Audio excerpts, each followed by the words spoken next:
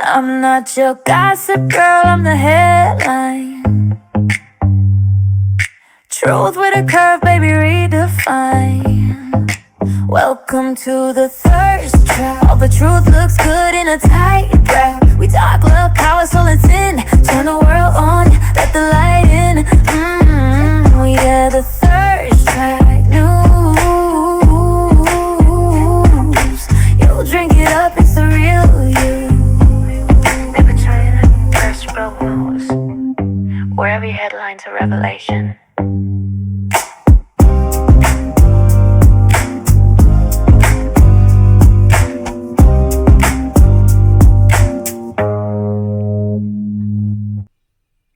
Welcome, everybody. It's Luna. Let me say this plainly and with my full chest. Women are angry, and no, not hysterical, not confused, not emotional in the way weak men like to dismiss. We are angry in the way earthquakes are angry, in the way tides pull moons out of alignment kind of angry, in the way history changes course when it's done being ignored. Because when women decide to step into politics, this isn't just a phase. These are women scorned, not by a man, but by systems that underestimated her for centuries. Feminine energy is not passive. It's a creative force. It's a pattern recognition. It is intuition sharpened by lived reality. Women don't enter politics to play games. We enter when something has gone deeply wrong. Throughout history, women stepped forward when nations were collapsing, when children weren't safe, when homes weren't protected, when leaders lost their moral compass. We are the ones who notice when the foundation cracks. That's not weakness, that's guardianship. And to the men who sneer and say women shouldn't vote, shouldn't lead, shouldn't speak, let me remind you, America was born out of rebellion, out of dissent, out of voices that refused to stay quiet. And women are the original keepers of that flame. Feminine energy in politics doesn't mean softness. It means discernment. It means seeing through lies before they finish forming. It means understanding consequences before they become casualties. Men often think power is about domination. Women understand power is about stewardship. We ask different questions. Who pays the price for this policy? Who gets sacrificed quietly? Who benefits long after the cameras leave? That's why corrupt systems fear women in office, because women remember. Women connect the dots. Women don't forget who was harmed to protect someone else's ambition. And quite frankly, most women would be sounding the alarm on the passing of children going on in the Hill. And let's be very clear. This isn't about replacing men. It's about balance. Civilizations collapse when masculine forces operate without feminine wisdom. Strength without intuition becomes brutality. Order without compassion becomes tyranny. The witch, the mother, the strategist, the protector, these archetypes exist for a reason. And right now, they are awakening. You can feel it. Women are no longer asking for permission. We're no longer shrinking to soothe fragile egos. We're no longer pretending that corruption is leadership just because it wears a suit. The boys just want to keep protecting each other from what they're doing. And to the men who feel threatened by this, ask yourselves why. Because confident men don't fear powerful women. Only insecure systems do. This is not a rebellion against men. This is a reclamation of voice, a reminder that liberty does not belong to one gender, that wisdom does not flow through only one body, that leadership is not determined by chromosomes, but courage. America needs women in politics, not as mascots, not as tokens, but as forces of nature. Women who can hold fire and tenderness at the same time. Women who understand both consequences and care. Women who will not be gaslit into silence while the house burns down and all the boys are having fun doing whatever it is they're trying to cover up. So to the chauvinists clutching outdated ideas like security blankets, history has moved on without you before. And we'll do it again. Because when women decide it's time, it's already overdue. And this time, we're not asking, we're showing up, we're voting, we're leading. Not because we want power, but because the world has proven it can't be trusted without us. That's not anger. That's destiny. All right. Thank you. Production's clapping. Let me look at the chat real quick before I introduce who we have. I got Jack in the house. Women have been standing up for civilization. Men have been dropping the ball. I really just think, sorry about this shadow that's being casted like on my chest. We just had to like move the lighting around to fit two people, but it's okay. It's fine. My face looks about 12 shades lighter than my chest. But that is the conundrum of being super mixed. I just think men in office have been trying to, do the chauvinist thing because they know if women were to get in office, like in real numbers, there would be no cooperating with, all the stuff Epstein has on file. Like we would be saying things. We would be not okay with what's going on. So they've made a clear, distinct effort to keep a lot of us out. Backwater, what's up? These dogs are roaming and ready. We're here, big bro. Hey, Seth. Let's see. Evan. Got lots of people. Okay, so I see in the chat in Rumble, we got John. We got Arch Enemy. Hey. What's up in Southern California? Let's see. Thank you. I'm glad to hear that the stream looks really nice and smooth. So I have Miss Raven Harrison. I keep wanting to say Hairston because I had a friend with that last name, Raven Harrison, who is running in South Florida, in Florida District 3. Her website is ravenharrisonforcongress.com. Her IG is Raven for Congress. Facebook is Raven the Conservative Warrior, and X is Raven Harrison for Congress FL23. So don't worry, friends. You will be able to call the hotline and talk to her. You still will be able to use that. You'll be able to ask her whatever questions you want.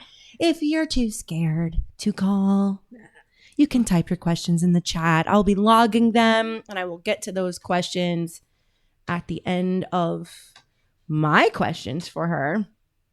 And I'm trying to get the live going on Rumble, but, maybe I'm just going to have to get it going from my phone. Give me 2 seconds. And I know, but I just got to see it from my own eyes to have trust in it. Mine own eyes. Thine own eyes. Jack says liberal brainwashed women are the most dangerous to Western society. I agree. You know why? Because they are totally subscribed to the patriarchy. They support men taking women's rights away.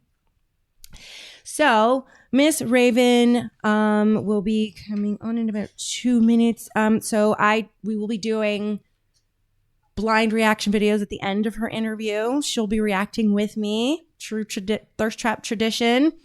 And then I will have fan of the day.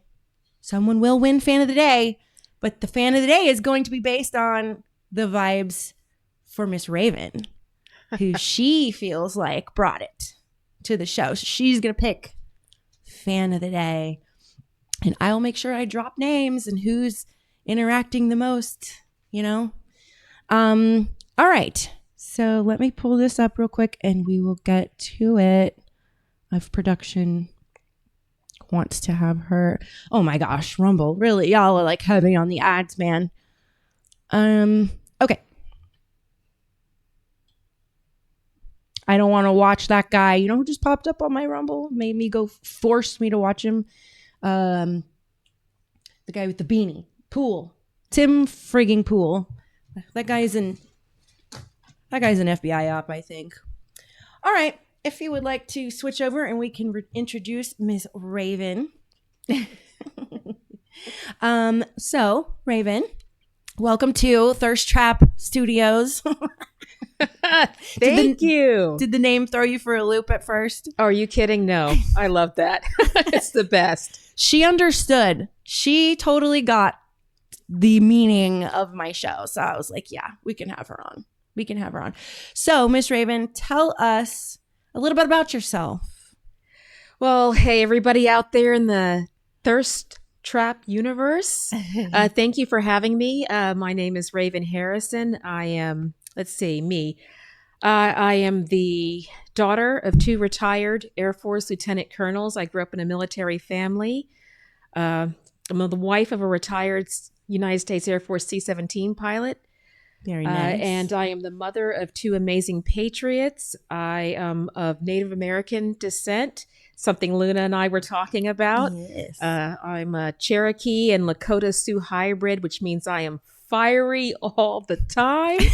And we also have a little of Austrian and some other things in there. I tell my daughter that means I have a bad temper and I can make it rain. Yeah, girl. But essentially, I'm a patriot. I grew up to people who were in service to this country. Mm-hmm. I've traveled all around the world, Luna, and truly, there's no perfect place, but America is the greatest country in the world. And now I am here. The short story, my daughter was picked up by the throat and thrown out of school for voting for Trump in a mock election at her elementary school when she was 8 years old. I had no idea what was going on with this country. And now we are on the front lines because God doesn't call the qualified. He qualifies who he calls. That's right. Here we are now. Fact. We've got a country to save. And like you said in your intro, we're not asking. No, we are not. When you get mamas pissed off, it's over. You don't want to do that. No, mamas are mad because our babies are being taken by the rainbow cult and by many other things. If they don't subscribe to that, it's all a ploy from the system to make children view the system as mommy and daddy. And that is not okay. No, it's not. And, they fear and anger, the 2 greatest things they use to control sentiment. And I won't feed into that. I am a strong woman. Mm-hmm. I love men. Yep. Nobody appreciates good men better than strong women. That's right. So we can do it together. But again, we have a country to save and we got to get serious and lock in. Well, and I think what you said about men too is a big key because they have feminized men so deeply for the last, they've been trying to do it since the 60s, I guess, with that feminist movement. It's just now in the last 16 years that I've clocked it, it's been like full force. Yes. And so now we have dysfunctional women and women trying to be men because, men are taking everything. And really what I've realized is they're championing beta bitch men to go compete against women because they have to be so inclusive that, I'm so sorry you can't fight real men and win. I'm so sorry you can't play football against a real man and win or wrestle a real man and win. Why don't you go try wrestling a woman? Oh, I'm for that. It's so crazy what has happened. And part of America falling has, to me, couldn't have, including that into the formula, weakening men. Yes. Was necessary. Oh, of course, because they weren't going to. That's how they've been able to destabilize us without even firing a shot. Right. Is you take out our men, you feminize our men, you separate and destroy the nuclear families. But I'm telling you, Luna, you and I kind of share on this. I love men who are men. Yeah. The beer drinking, the muscular, the truck toting. Come on, I know some of them are in the chat. Where are you? The men who are just... They're there. They're talking. Men. You know why? And it's not like a vanity thing. No. It's a safety thing. I don't roll around with weak men. Hell no. There's no way. I got my husband and I make sure I picked a guy that would have masculine friends because that's right. They protect the women and the children. They feel like a duty. Alpha men they feel it instinctually, that duty to protect women and children. I just love to see men walking in how they were anointed and built to be. By God, it yeah. is not telling anybody how you can live how you want to. If you want to live and you think you're this and you want to crap in the litter box, you know what? It's a free it's a free country. Go More do you. More power to you. You away do from you. kids. But I'm just telling you, I love to see, unapologetic, strong men just doing what men do. And then we get to hold it down, and we do it a different way. But again, I can't even imagine fighting over my underwear. I know. With Florida Backwater says she looks like she takes no shit.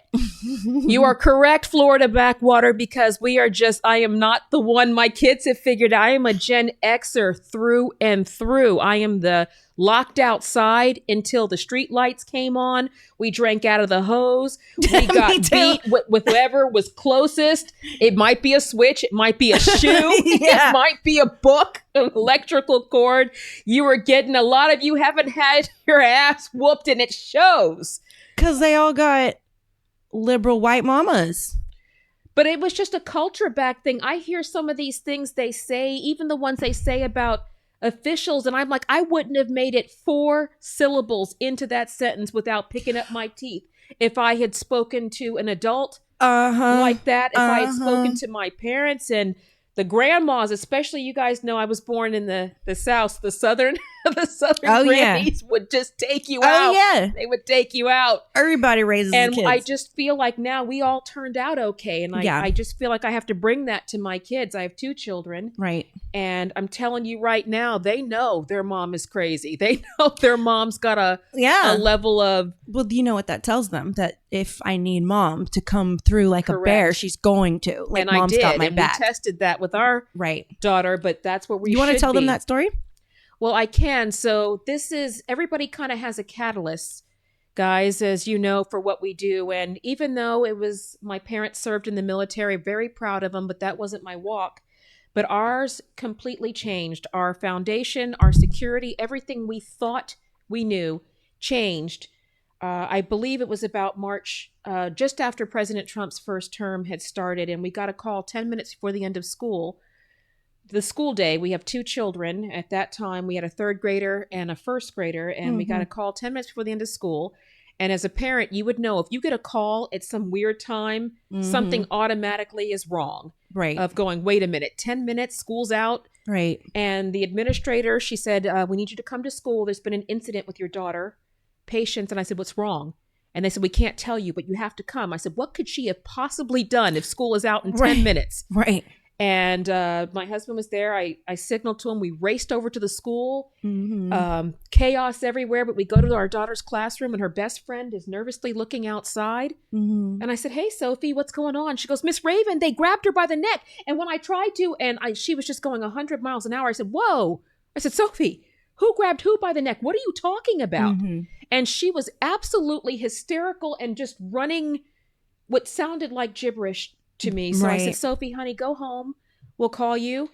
And we walked into the classroom to see the parents' worst nightmare. Luna, our daughter was in the room by herself, clutching the chair, hyperventilating, broken out in hives, absolutely hysterical. And as soon as she saw, I said, Patience, honey. And she ran over and she grabbed us, and she had her, and she was absolutely just off the chain. And I went, oh my God. And trying to calm her down, we noticed the principal, the teacher, and the administrator had walked in.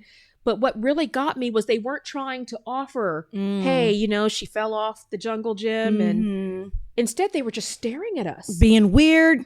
Watching us, trying to get her under control. And they said nothing. And I went, oh my goodness gracious. So I peeled her fingers off. And I gave her to her father. Peeled her fingers off. And they were in there pretty good. And peeled her fingers off. And all I could muster was, you guys have 15 seconds to tell me why she looks like this before I level the place. And they said, well, we had an election in school today. And I remember scanning my mind. I said, you're studying civics? Because I do her homework every night. And this was way in right field. And I said, you're studying civics? And she goes, no, your daughter voted for Trump.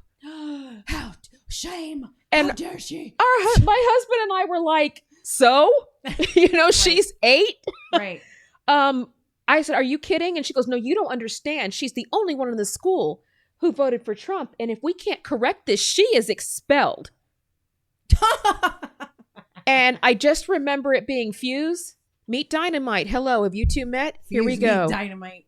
And I just basically, I don't even remember. It was a blur of me tearing off the heads of everybody in proximity. I said, are you out of your freaking minds? Are you guys crazy? Yeah. You destroyed my daughter's faith in everything. Right. Over some weird, do you want to know who I voted for? Is that what this is about? Yeah. And she just goes, this is a travesty. I said, you're crazy. Don't say anything else. And the principal trying to assert dominance of going, Mrs. Harrison, I said, stop talking. Say nothing. Right. This is my room now. Okay. And usually my husband would be like, hey, Raven. And he just... let her go. He was just like, let me just back up to make sure we don't accidentally hit. And while my daughter, we all have our skills, right? Exactly. Let you go. And there it was. It was Krakatoa having its moment. And she, but while I was doing that, my daughter, while he's holding her, is tapping me on the shoulder. And I'm thinking she's just so upset. She's never seen mom this upset before. Ooh, so I'm like, and finally I'm like, Patience, what is it? Yeah. And she goes, here. And she hands me this tear-soaked piece of paper. And I'm like, what is this? And the teacher's like, I'll take that. I said, you put that hand on me, you're going to lose it. Get the hell away from me. And I opened up this tear-soaked, she had been crying and it was balled up in her hand. Aww. And it was her detention assignment. Girl. And I read it out loud and it said, write neatly in cursive 100 times, Hillary Clinton is the true president and Donald Trump is an asshole. Let me tell you, that's the cult tactics. That's the cult I thought tactics. I was being punked. I grew up in a cult. That is literally a cult tactic. I said, there is no way. I gave it because Paul's like, what? And I gave it to him. And so who gave her permission to use profanity? I'm just looking at like, this can't be real. There's got to be a camera. This doesn't happen to people. Right. But it did happen. This absolutely, and the news media got wind of this. Mm-hmm. So but not knowing this at the moment, we just said, look, let's just get everything. They called somebody. They did. Somebody. And so we pulled all the stuff out. We said, get all the stuff, get all my son's stuff too, who was not in this classroom. And then it wasn't until we got home later and she calmed down and she said, am I in trouble? And I said, no, baby, you're not in trouble. I said, I don't know what's happening here. And she goes, good, because I would vote for him again. I said, okay, hang on. Come back in for a second. That's your baby. And she's scratching at her neck. I said, why are you scratching at your neck? And she goes, it's where she picked me up by the throat. And I said, excuse me? That's what Sophie was trying to tell me. And I pulled her hair back and I saw the marks on her neck and I went, oh my God.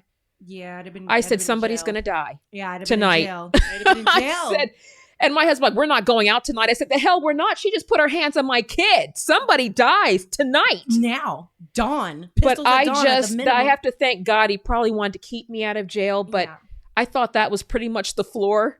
Because you can't fall off the floor, Luda, until we turn on the news on Monday. Yes. Crazy Native American woman goes on tirade at school. And I went, oh, good. Yep, that tracks.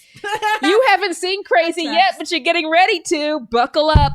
Kind of but that was realizing that this was like, it felt like the Titanic. Yeah. When I started looking into it, I started going through my daughter's stuff, crazy stuff in her that was meant to be hidden from me. And I went, oh, so I'm needed on the front lines. Yeah. Here we go. Yeah. So that's what happened. So that's what got me into it. But again, I want people to know, yes, she an angry mom. Oh, heck yeah. Angry moms get things done. Yes, they do. But I am a business owner. I speak 3 languages. I have foreign policy. You're going to like this. Okay. Sprechen Sie Deutsch? Ich spreche Sie Deutsch. So we're going to get it. And si habla español? Poquito. And je parle français. So got me there. We've got a couple of them. And I want people to know. So we have the ability to do what Congress does. Balance the budget, legislation. But more than anything, the people who broke the system are not going to be the ones who fix it. This has got to be a we the people, which means we have to step up and do it. Yes. And that's where we are. So before I get into that particular question on the how, that's coming.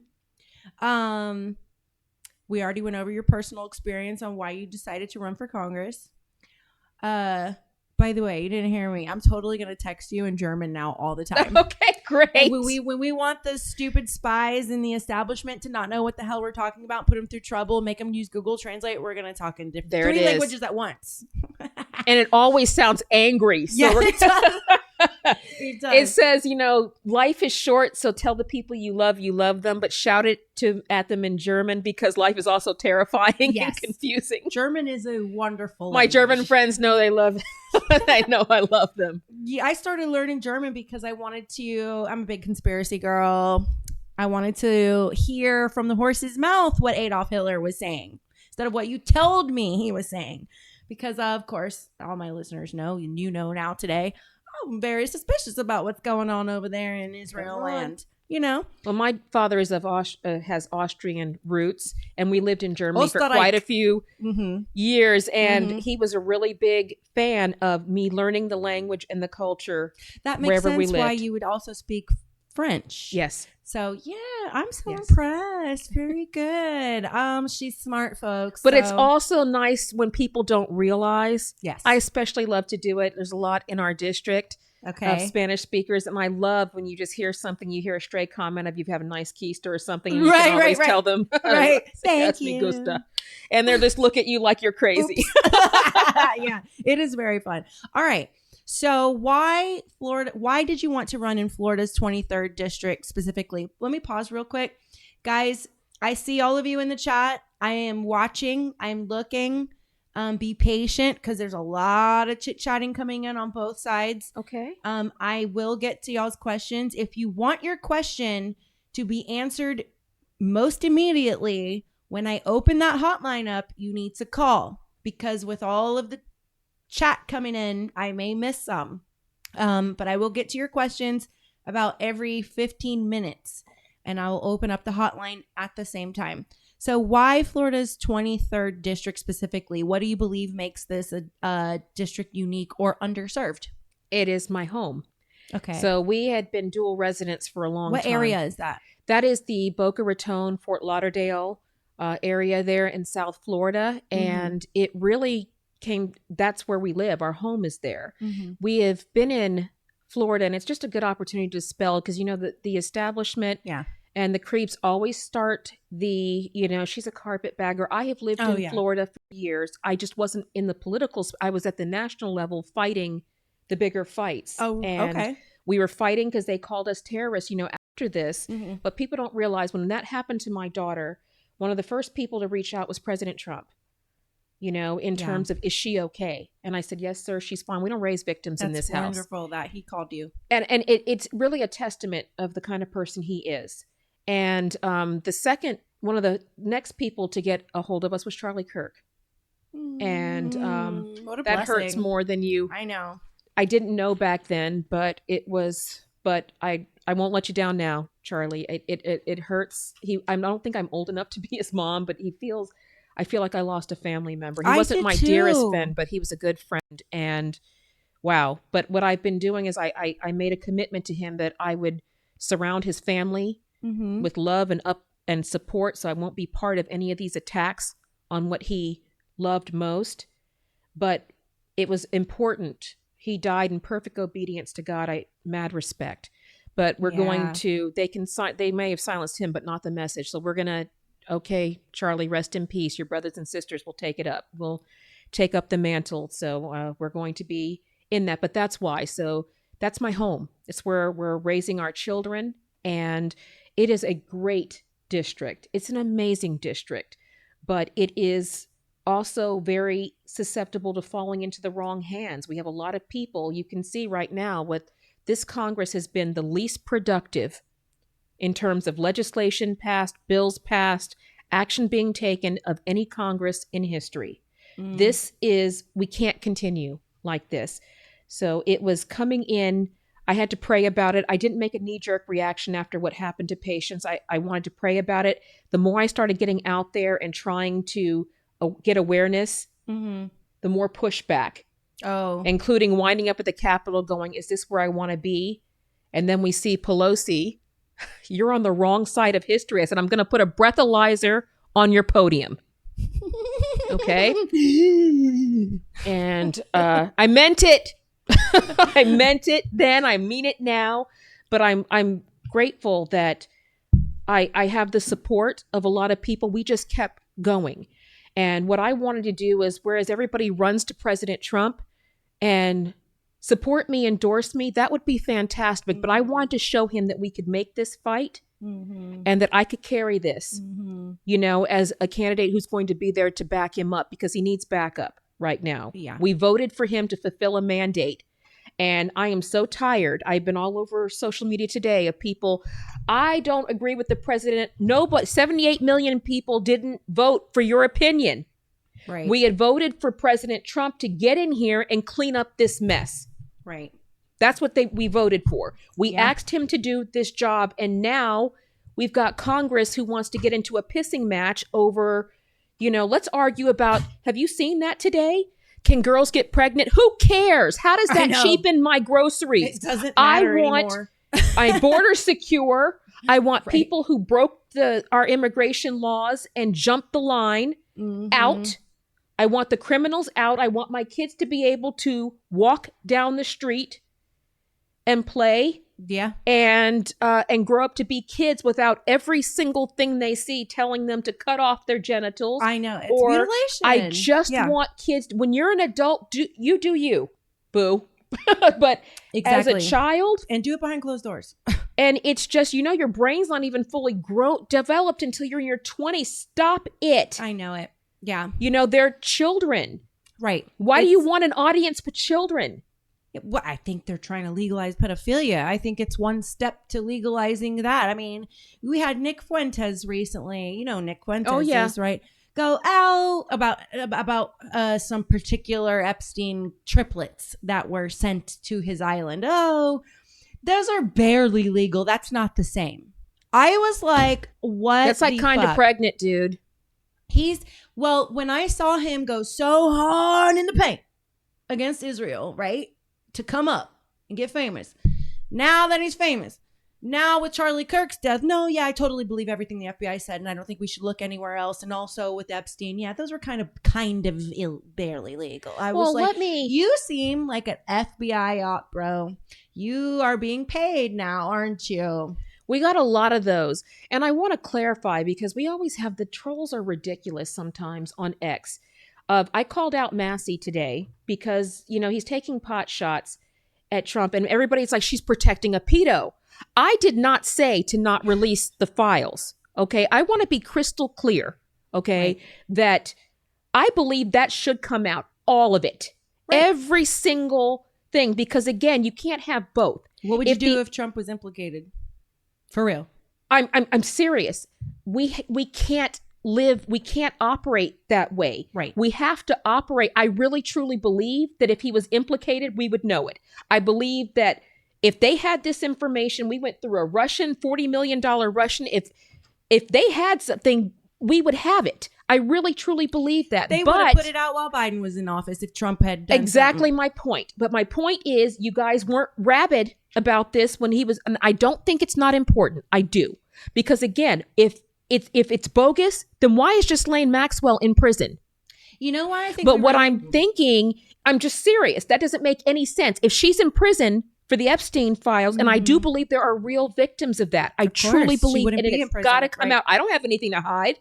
Nobody I know is in it, but we can't have partial accountability and expect anything to change. We got to know what's in it. But, and let me put this as a but.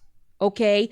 I feel like right now, because of the dumpster fire our country was 4 years ago, the priority is getting our elections secure, getting that SAVE Act, and getting the Doge cuts that Elon went through all that trouble. Okay. To find out all that waste, all that fraud. I feel like that is slightly higher priority. Oh, because look at Minnesota. So, but people like, she's protecting a pedo. No, I am not. I'm saying that right now, Americans can't afford their groceries. Right. They can't. We are not safe. We have our elections being tampered with. Roger Stone was raided. Yeah. And it's unreal. Tina Peters is in jail right now. The people she caught are walking free, but she is in jail. She's 72 and she's already lost her son. She's given everything she's had to give for this country, and she's still behind bars. And so right now, it just burns me like you wouldn't believe that we are arguing, that I'm watching our representatives, on Capitol Hill arguing with deranged liberals about whether men can get pregnant when Tina is still in jail. Distraction. When all of these, and that is important. So the Epstein, I want to be crystal clear, super important. Release it all of it. I think the reason why it's important is I think the sex with children was the mode to get the blackmail on all of these different powerful people to control Israel's interests, to make them do what's in the interest of Israel. So it's like, coming from a cult myself, I've heard stories of pedophilia so much. Yes. Okay. I look a little past that now, because why? Why are they doing this? And when you realize someone is trying to make files on everyone, okay, they want blackmail for what? Okay, Israel. Ron DeSantis, tell me how you feel about this. Ron DeSantis just signed, he flew to Israel recently, quietly, like many governors have done. This is why Epstein's important. Flew to Israel recently and signed his signature on an Israeli law that prevents Floridians from speaking negatively on Jews or Zionists. Tell me what you think about that. That seems to run perpendicular to the Constitution. Right. Again, I don't know what we have to do with anything in international law as it doesn't relate to foreign policy. We are governed by the Constitution, which protects our speech. It doesn't protect hate speech. And I'm not a fan of hate speech. Well, it does protect hate speech, the Constitution. You can say what you hate. You what it can doesn't say protect is threatening someone's life. Correct. Well, that's what I'm meaning. Right. The blanket Right, term right, right. of it doesn't, because I feel like people Like, are I'm gonna confusing fucking freedom kill of you, speech faggot. and freedom That of would be consequence. against the Constitution. Correct. Yeah. Or what these people, I feel like the 86-47 that they were doing, very, very That's not constitutional. correct. That should have been prosecuted. So again, but we can't. Why aren't we getting things prosecuted? That to me is the issue of why things aren't changing. Right. Until we start seeing handcuff palooza, until it's perp walk palooza, we're going to continue to see Crime Fest 2026, 2025, 2026, until we start seeing the perp walks. And I've got the popcorn's been at the ready, but we can't seem to get this across. And again, I feel like we need an anonymous member or a Julian Assange to get blackmail on the people that could be bringing the indictments of these people to force them to do it. Like, beat them at their own game, But we play too soft on the right. We play because we're very concerned about morals and being godly and this, that, and the other. And it's like, there's this thing as holy war. There's a thing as righteous anger. We can't bring a washcloth. there's also to a such mud thing as fight. cowardice.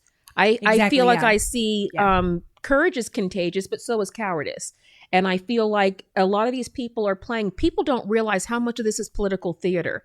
That how many of these people you think are enemies are actually friends behind the scenes, are actually scripting who gets to win which battle, who gets to have their moment to shine. Mm-hmm. And then they go out drinking together behind the scenes. Yeah. So again, what you have to do is you have to take the agenda out of it, because at the end of the day, our kids' future is, we've got to see 4 years. That was a really, really painful experience we went through the last 4 years to of get seeing through those 4 years. our law and order crumble, seeing our border wide open, seeing everything come down. And I've lived with 2 parents in war zones, and I can tell you guys, most of the people don't know. You guys have no idea what's headed here. You have no idea how bad this can really get. How we've been kind of kicking the can, and they've been playing the two-party, but our country is at its knees right now and needs to be put. We got to take this opportunity to get back on track, and it's only going to be doing it. And we got to have. That's why we love men too. We need backbone. Yes, I have a lot of it. I have enough for 23 in Florida and pretty much everywhere. But that's why our men are important. We need the strong showing. Why haven't we been taken over yet? Better yet, why don't we all have British accents? Good question. I like that one. Because the heart of a patriot was strong. We were Right. outnumbered, outgunned, out-resourced when the British came. But the reason that you don't have a British accent is because the heart of a patriot I love that. is strong. I love that. All right. One more question before I get into the chat. I know we've already hit on a lot of things, but what problem in Washington are you most motivated to fix, and why do you believe you're the one to fix it? Well, we have a couple of priorities, but I feel like this stems from people don't even realize what Congress does. You know, my job in Congress is to manage. We're supposed to provide a balanced budget. That's where a lot of this stems from. The reckless spending comes from omnibuses, continuing resolutions, and all these things that we keep doing. Translation, we can't balance the budget.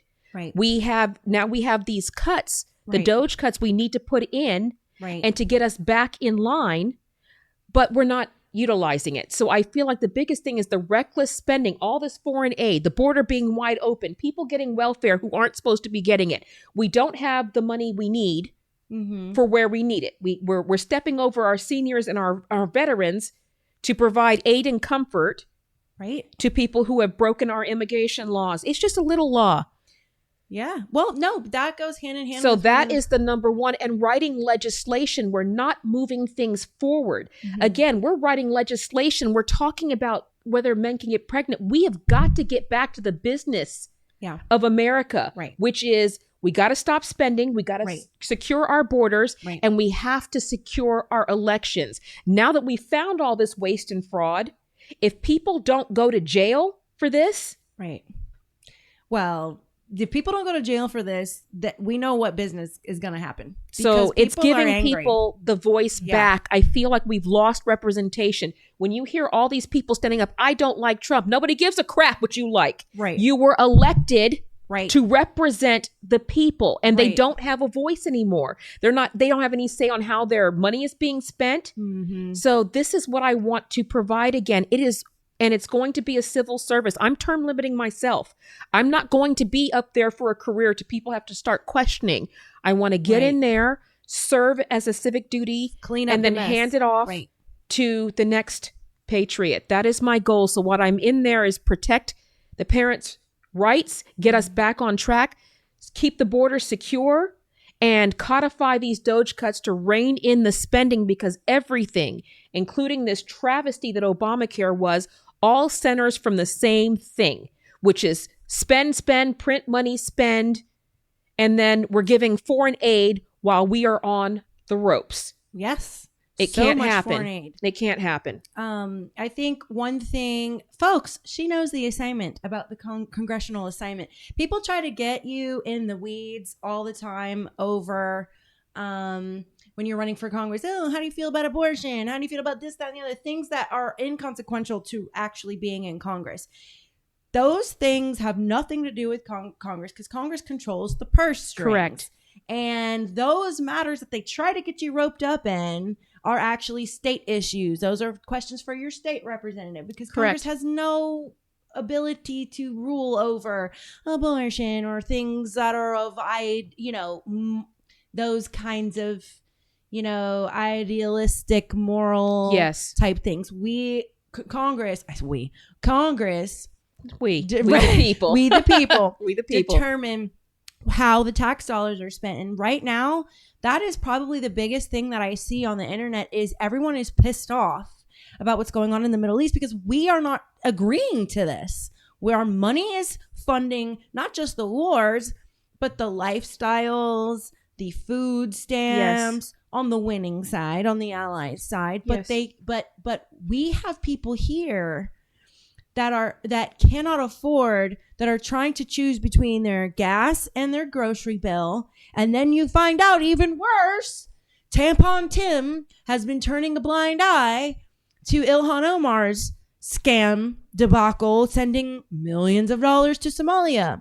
And it's like, this is what our tax dollars have been going for. While I'm okay. My kids need it first, then my neighbor's kids. And then from the surplus, we decide as a group, Who Correct. and why? But that's taxation without Without representation, right? Right, If right. if this was 17.6, we'd be arguing over the Gulf of Earl Grey, right?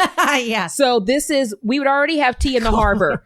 So Yeah. that's where we would be. But again, this is why it matters. The less, I agree with the people who the government should not be in your bedroom. So don't put them in there. There you go. Okay. You want to be strong and independent, then pay for your own stuff. There you go. But again, we need to be out of that. But at least the constituents should have a say. If it's our money, then what are we doing with it? And again, if we can't meet the basic needs of our people, how are we giving billions? And again, we see all of these Republicans were standing up there, we're making great speeches, and actually they're not even that great of speeches, but they're making these speeches and nothing. How many times have we heard the word investigation in the past since President Trump has been, I'm investigating. Translation, I'm doing jack squat. Right. Okay. And again, we can't sustain this. Nothing is happening. We don't need any more investigations. We don't need any more hearings to nowhere. Mm-hmm. And we don't need any more. We need just a basic firebrand like me to get up there because I am the name and shame type. Yeah. Truth. Name and shame type of get up there of going, we're going to get the people's work done. What they tell me to do, that's what I do. How I feel about things, only if it becomes a judgment call, but I'm not there for that. You're not there to hear my platitudes on Fox News about, this, but this is wrong. People being raided. Right. Okay, you raided Mar-a-Lago. Right. You raided, an authorized deadly force. We don't do this. We don't treat Americans like this. They're just showing, that's what I was going to say. They're showing what they will do to us if they're willing to do that to a sitting president, someone who was actually a president. Real quick answer before I get on to the comments. What would you do if you were the only person in this scenario? Oh, let's vote to fund XYZ war. What would you do if you knew this is not what Americans want? But what would you do if you were the only person that's voting no and everyone's voting yes, but you're like, this isn't right? Would you be able to, how would you handle the pressure? I would still vote no. How would you handle the backlash? I get backlash for breathing. And you know that. Yeah. So I get backlash. If I dress up, you look trans. Thank you. That means my makeup is on point today. Right. Of just whatever. But again, I can't make everybody happy. But yes. I'm not elected to make everybody happy. I'm elected to represent the voice of what my constituents want. There you go. And I feel like people keep putting themselves in ahead of it. So it's not hard it takes courage to be disliked. So she cares about her constituents, not the. But I'm already getting it. People already have. I'm already a white supremacist. I'm already all these things by expressing. I said, Massey, I don't think it's a good idea. I don't think you taking cheap insult at President Trump helps get those files out. She's protecting a pedo. Okay, whatever. Woodrow says, only thing that sucks is the swamp is deep. Yes, it is. Kevin says the resistance people in Congress threatening government shutdown is a problem. Let's see.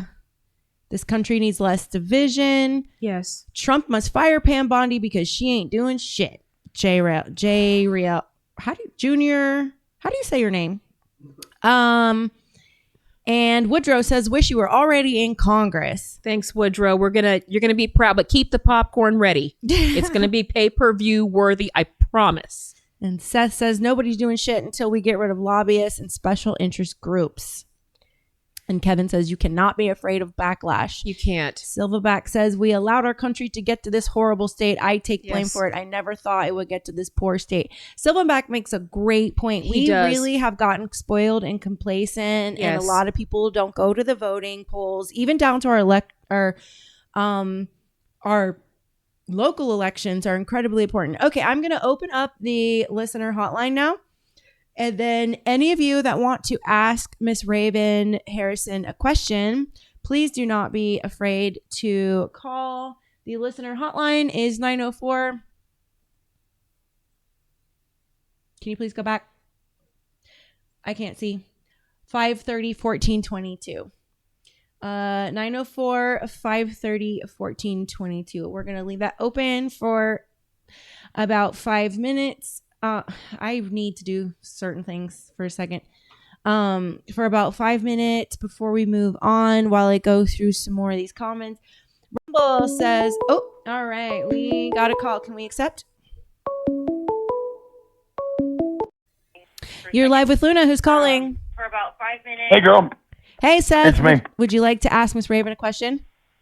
Well, I'm from Louisiana. There ain't a whole lot you can do for me sitting right there. And you need to take it easy on Nancy Pelosi. If you were married to a gay man, you'd be a drunk too. I'm married Come to a on, demon. Seth. Preach it.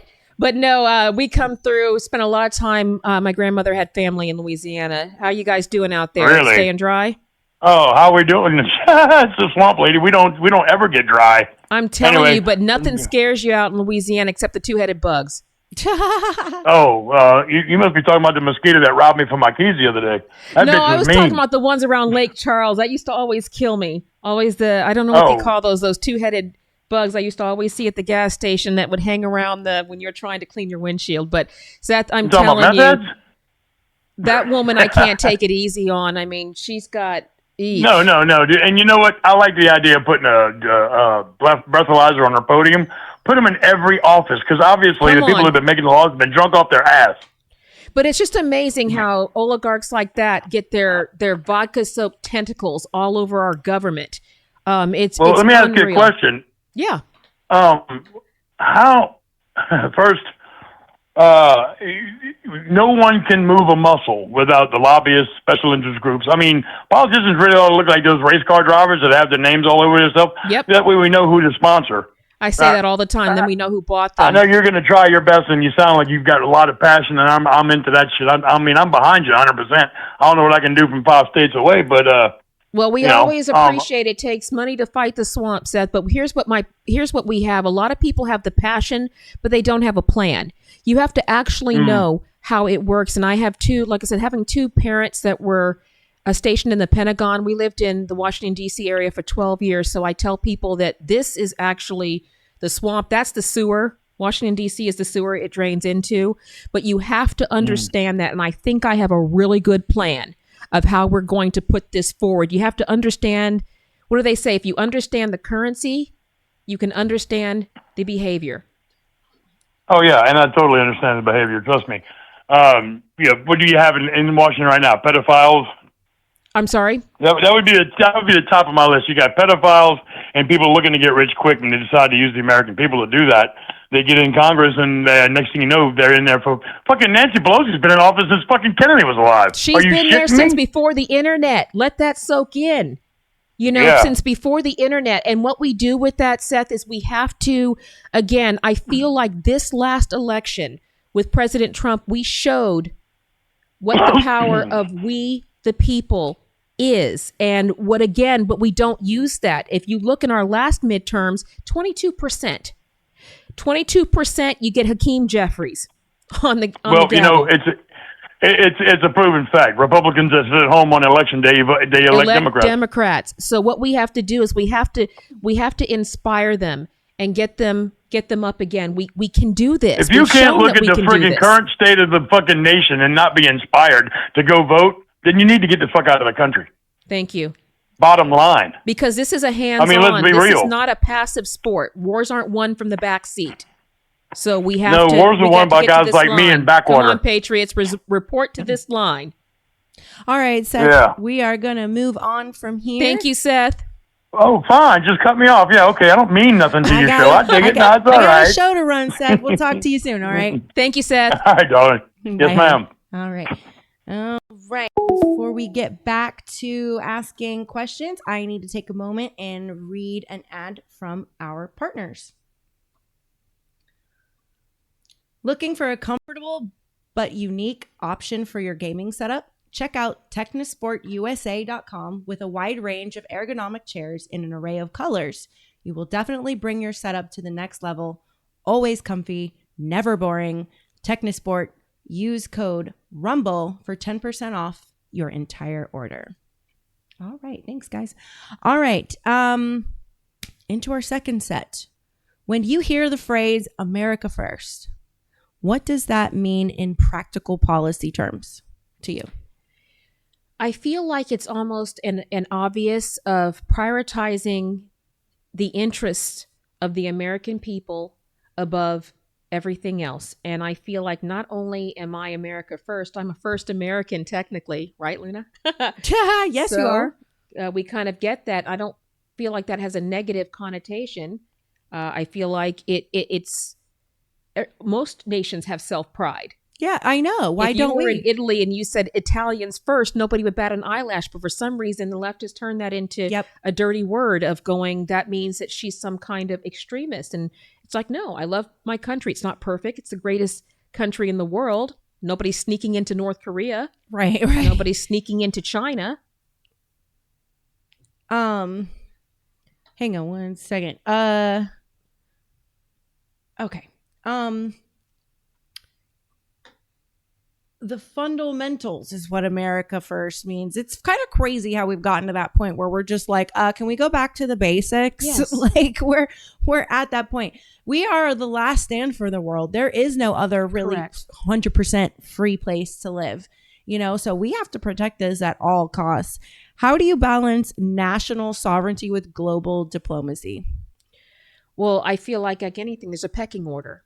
And again, what I feel like we've seen is the pecking order has been the global.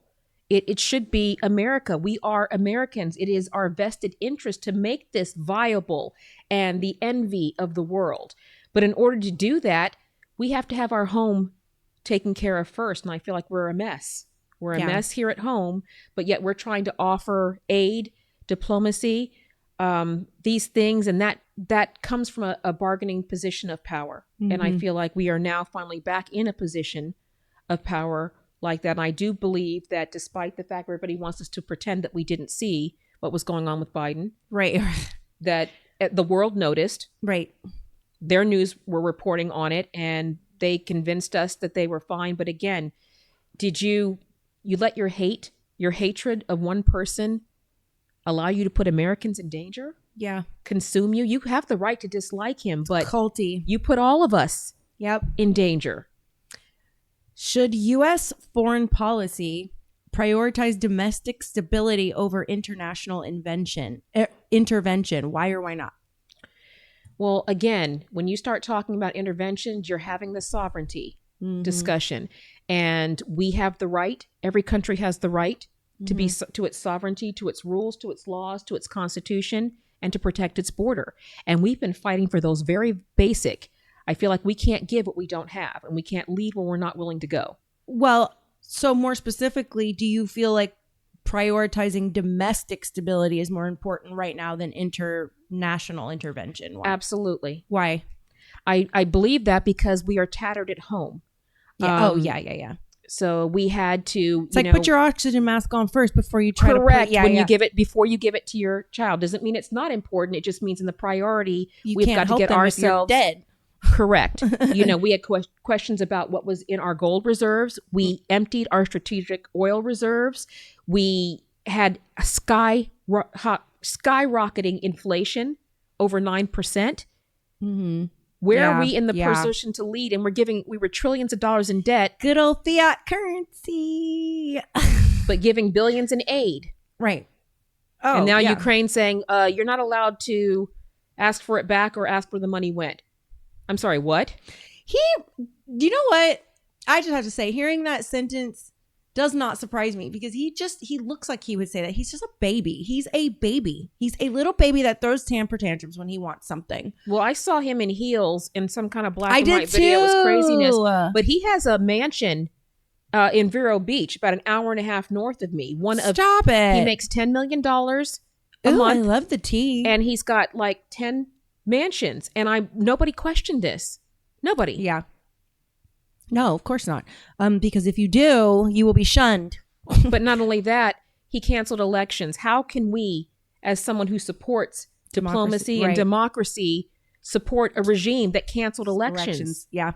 What criteria should be used before the U.S. sends money, weapons, or aid overseas? Like, what should be the, not there so should much. be a benchmark in terms of, if it was up to me, every single one of, not until our home, every vet is off the street until we have our Americans, especially our vets, because those are the ones who fight to keep our freedoms. And we all have a role in it, but they've paid a really heavy price and they've been stepped over. kicked and neglected. And as the daughter of two and daughter and wife of vets, people don't realize, Well, some, all gave some gave all. And there is somebody who's missing the right to watch their kids grow up so that you could have the freedom you have. They deserve every bit of respect and more. and I have a lot of military vets on right now that have been saying, "Me too, I'm sorry." And if they we're are, wondering why to my vets, I need you to hear me say that. Thank you. Thank you, because I lived in these war zones. Vets helped raise me when my parents were out fighting these. And I'm telling you, I've seen the sacrifices. I've seen those of you who've missed seeing your children born and people who've died. And I promise you, I've got your back. And you deserve better, and you're going to get it. So as much as I can control it. Y'all are gonna have to watch me snack, because your girl didn't eat lunch today or dinner. So sorry. Maybe when I'm munching, producer Ryan will mute me. Okay. Do you believe American taxpayers are currently getting a fair return on where their money is spent? I do not. Why? And I think the proof of that is in the pudding. I believe that if you're looking at this, we're paying $1 trillion in interest on the debt that we have accrued. Mm-hmm. Okay. We don't have a balanced budget that's come out. So Congress hasn't done their fundamental job. The last balanced budget that came out of Congress is 96.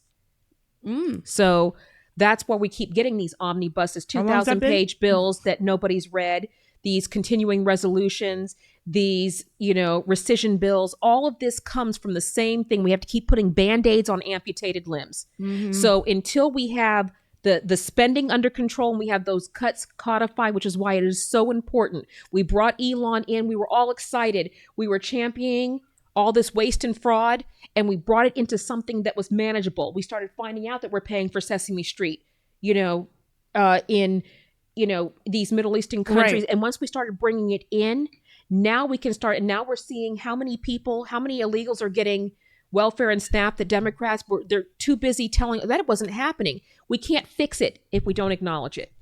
So that's where we are right now, is we have to get us. And I feel like we should, at least, if it was up to me, and again, this is my benchmark, we would have to be at least a 75% optimal operating before I would start giving out any foreign aid. Get our home under control first. We still have how many million people that still have to be got, and we're getting fought on every turn. We have judges jumping in. We have crazy people jumping in front of. We've radicalized a whole group of people that are just. I almost used to admire. I have Democrats in my family. They have passion, but this has gone off the rails. You're celebrating Charlie Kirk being shot in the neck. What kind of person does that? MC says, no, income tax is BS and evil. Our founding fathers would have us revolt because of Correct. We would have already been revolting. Correct. But we've just, for some reason, we seem to be sitting around, looking around for somebody to do something. And I'm not professing that I am, I'm just one person. But you know what? Sometimes courage is contagious. One person can do a lot. Let's not underestimate what one can do. But again, the American people know we're right and they're ready for it. They just need someone with the guts to follow through on it. That's right. All right, let's go to border security, immigration, and rule of law. Yay. Come on. ICE. What's your position on ICE? 100% support ICE. They are, what I would tell people is they are there to enforce our immigration laws, not ones we hope to have in the future, some that we mystically pulled out of the air, the ones that we have on the books. Those are the laws that not only everybody is bound to follow in our country. So again, if you have an issue with that, you have legal remedies to take care of that, and they are done at the legislative level. You can lobby your elected officials. You can run for office yourself. You can do a number of things if you're feeling like, I want to change how the laws look and how they're written. But jumping in front of ICE agents, doxing them, threatening them, their children are innocent. Okay. And I don't know where the culture has switched. In our generation, it was it was taboo to go again. You don't go after the children. Right. Okay. And Right. now it seems like a commonplace. People who don't agree with me, the next step is to try to go after my children. And I don't understand where that mentality comes from. You have passion, but again, who are you protecting? We are all bound to follow these laws. If you want to come to America, there is a way to do it, and there is a way people are doing it. There is no justification for sneaking in. Well, they have the right to come here and claim asylum. Isn't that what Pritzker said? Hang on. Let me school you on something. They are required to go to their first port of entry and apply legally. Okay? You don't have rights in the Rio Grande. Okay? They're not at the bottom. I checked for the governor of Pritzker. I don't even know if I'm saying is like, Pritzker, whatever. Pritzker? The rights are not in the bottom of the Rio Grande. Okay? They are at ports of entry. There is a way to come in here. And if you've been in here 20 years and you haven't tried to get legal, I know. I can't even. You realize that you're advocating for people being able to break the laws you're required to follow as American citizens. But we know, Luna, what this is. Why aren't you here 20 years and you're not getting legal? Because it doesn't pay well to be legal. There you go. Because if you come here legally, you're required to make sure you're not going to be a burden on the system. You are required to get a health screening to make sure you're not bringing in the plague. And you're required, to be clean and have your criminal history reviewed. That's why they don't do it. Marry women that are of age. Correct. Okay. And you follow our laws. A lot of these people that have come over illegally don't see age as a thing. So stop taking issue with people who are enforcing the law. That is their job. Okay, when they're saying these protests, actually, now both of you are paid to be there. I was going to say the ICE agents get paid to do that, but now the protesters are getting paid too.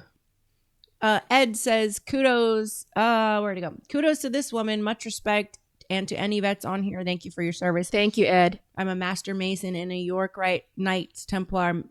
Plenty of my brothers are vets. I respect you all. Amen. Kevin says ICE enforcement was the main reason people voted in 2024. That's right. And now that we're doing it, the left is completely melting down. This is a situation they caused.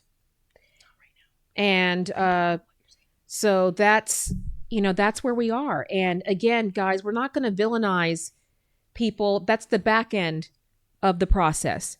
So the deportations come after. If you really want to be mad, if you're mad about ICE being out there, if you're mad about the way they're doing it, you really need to be mad at the cackling czar and the sleeping zombie who opened up our border and let all these people in.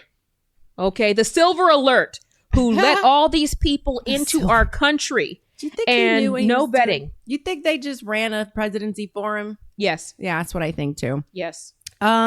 Which I have to honestly say, I have no love lost for Biden. I think he was terrible before he got whatever impairment he has. But that is straight up elder abuse. I was going to say the same thing. I said that last night. Straight up, I would never, there's processes to deal with that. And even him, as a Christian, I'm supposed to pray for him, and I have. But it was wrong for you guys to drug him up and parade him up is fine, and then try to convince the American people we weren't all seeing what we were seeing. All right. Which was ridiculously embarrassing. If you guys really wanted to laugh, you should have. Australian television, all these people who didn't have the filter that the Democrats did, they lit him up. They did. I said that last night that's elder abuse, and I said, yeah, I know he's a racist. I'm 40. I remember him before when he was in the Senate and all that stuff. I remember what he really was. But still, that set aside, like elderly people and children elderly people become children again. They're helpless, and to see what they were doing to him was just speaking to the level of evil around him, because they didn't give a shit about him. Correct. So I think what we're going to do is we're going to take a 5-minute break here, and we're going to go to Zipati. Mike's on mute. Guys, stay with us. We will be back. He's going to put a loading in 5 minutes.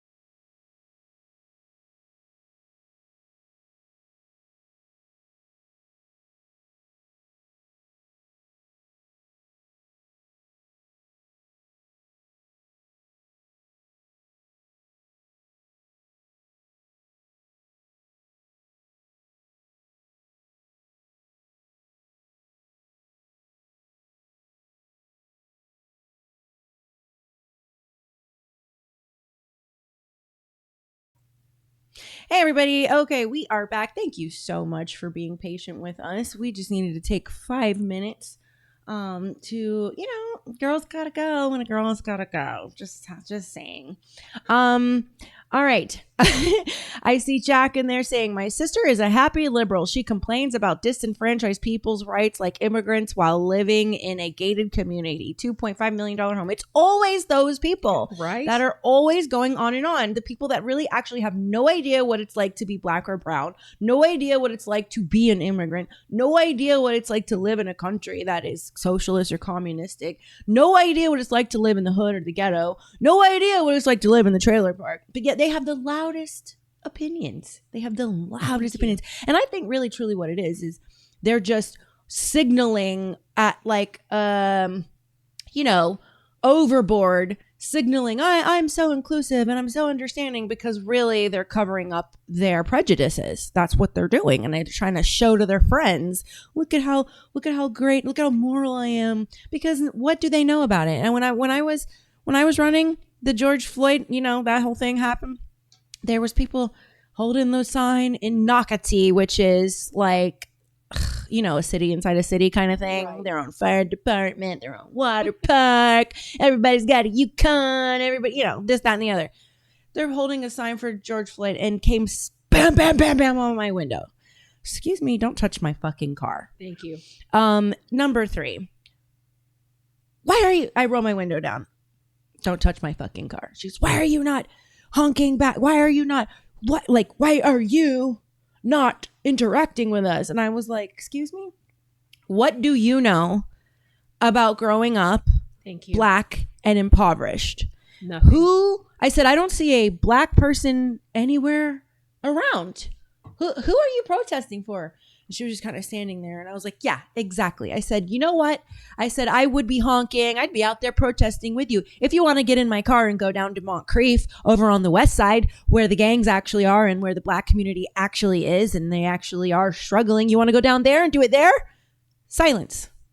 And it's always, and I'm telling you, Luna, I'm Native American. I'm a blended Native American, but I get confused for African American all the time. What the problem I have with that is it doesn't bother me, except when people, how can you vote for Trump? How can you feel like you want to tell me how to be me? Right. How is you telling me what to think, how to feel, and who to vote for any different than slavery? Okay. How is that any different of you telling me what you're saying when you say, I need to champion in this cause, is you're saying you think I can't do it, on my own, but that's not really that's the essence of DEI, which I call is didn't earn it. That's the cult. Don't do that of going, again, I don't need you to speak for me and to do that. What I need you to do is you do you. I've got this. But again, a lot of these assumptions, they don't realize how ridiculous. But let me tell you something funny that people don't realize is, again, these people show their ignorance. My military people will know when you go to some of these countries and you see how different, you come back and realize how good you've got it here. We had a Polish babysitter one time for a very brief time. And I made a comment without even realizing. I just said, hey, her name was Ada. Her name is Ada. She's still with us. Hi, if you're watching this, hi, Ada. But she, I just asked her, I said, did you ever think about having children? And she said, no, because we were communist.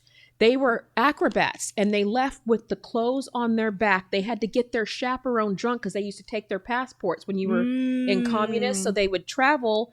And what they had to do, she said, what I gave up, she goes, we had my parents, my aunt, my uncle, we were all in a one room. I said, one bedroom. She goes, no, one room. Oh. And we waited 5 years. We had to get on a list and get permission to marry from the government. What? We stood in line for bread rations. The people at the front of the line got meat. This is what communism really looked like. Who got hot water? What you were going to do for a living? The government decides everything. Yeah. And she said, and when we decided to try to come to America, she goes, we had $50 into our name. The Polish community in New York lifted them up and helped support them while they got jobs and did that. Not one dime of welfare, but she said, living all that, we had to leave not knowing what was going to happen to our parents and not telling them anything. Guys, when she told this story and when she tells it now of why now at 76 she doesn't have children, because they all lived in the same room. They couldn't, it was just unreal now that she's free and she had now can go back and see what's happened to her parents, but didn't get to see her mother pass. Doesn't have any photo albums, doesn't have any relics. They left with literally nothing. And she goes, we went to the embassy in costumes because we were theater They had to leave with what they had on their back. They had That's much what like they had Cuba. on their back. Yeah. Silverback says, we just don't see it as much in our faces anymore. I don't even think it's that, Silverback. I think really we haven't seen communism at all. Americans have no concept of what it's truly like, which is why they blindly support Marxism from the universe. It's literally a slow trickle down from the universities down all the way into public school. They think that this is, all the good stuff. Everything's given for you. Everything's equal. Nobody's above, They hear all the pretty stuff, but then as soon as, like your story, as soon as you hear someone who actually lived in it, that is horrifying. But only when they go this equal, because people always says, remember, the Constitution says all men are created equal. It doesn't say equal outcomes. Right. The people who want to be Created equal are the mediocre, equal. because you don't hear the high earners. You don't hear the doctors agree. You don't hear those people saying, let's all be equal.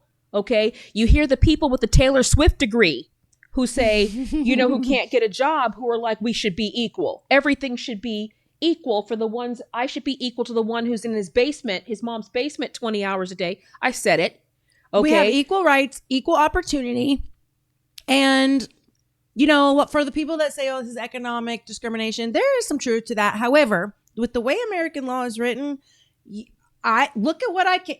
You know what I came from, girl? I came from the dirt po, the hillbilly kind. You couldn't afford to pay attention. No, exactly. We had to crush aluminum cans for 5 cents a pound. You know how many fucking cans you have to crush in a okay, so she knows.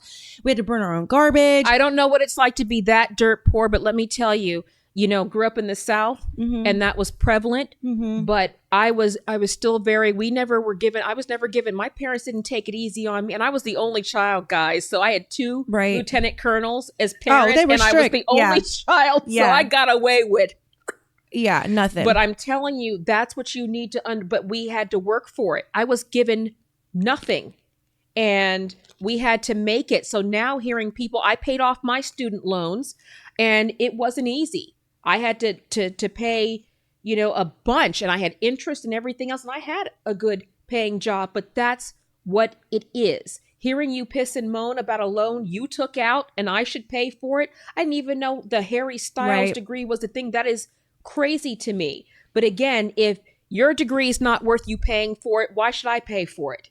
Like, I 100% agree. I just think you have the equal opportunity to take yourself out of the situation you're in. Like, you don't have to be there. If you can work really hard in school, you can you can go as far as you want to go in this country. And that's what I love about it so much. And that's your mentality. Because when this happened to my daughter, she's now 15. And as you've met Luna, and now Skyscraper, everybody, we got giants in our house. We're raising an Amazon group. But we could have taken the victim road. We could have said, oh my God, this happened, and live in that victim space. We don't raise victims. Nobody gets through life without being knocked around. But that's the thing now. We are survivors. Be a victim. And that's kind of the premise of God as well, isn't it? Of God, of just saying, he didn't say it was going to be easy. If anybody should have been big pimping through life, it should have been Jesus. Real though. He came here to serve, and it wasn't easy for him. And it's not, he said it was going to be difficult. We were going to go through some stuff, but he said, don't worry, I've got this. And that's how I raise my kids, is to not stay in the victim space. What I tell them is, and we're a biblical family. I really believe in the scripture is the one in Genesis about Joseph. Joseph probably, in my opinion, had more reason to complain than anybody else in the Bible. He was thrown into a pit by his brothers. He was sold into slavery. Job too. And, But the one thing he never did, he never questioned God. Why did you do this to me? Why did this happen?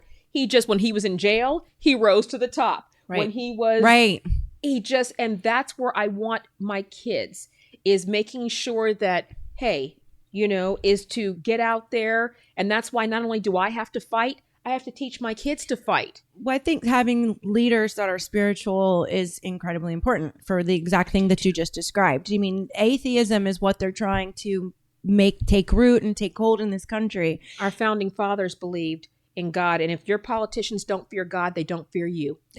Well said, my dear. That takes me into the next one. How should the U.S. distinguish? No, you already said that. What responsibility?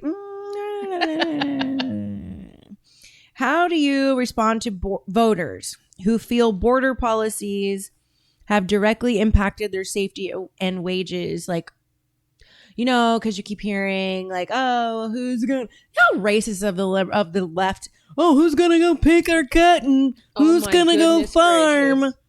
Who's going to, so anybody that's concerned that they will not be able to, there's a reason why I'm asking this question. How do you respond to voters who feel, is this the primary you're going to be in? Yes.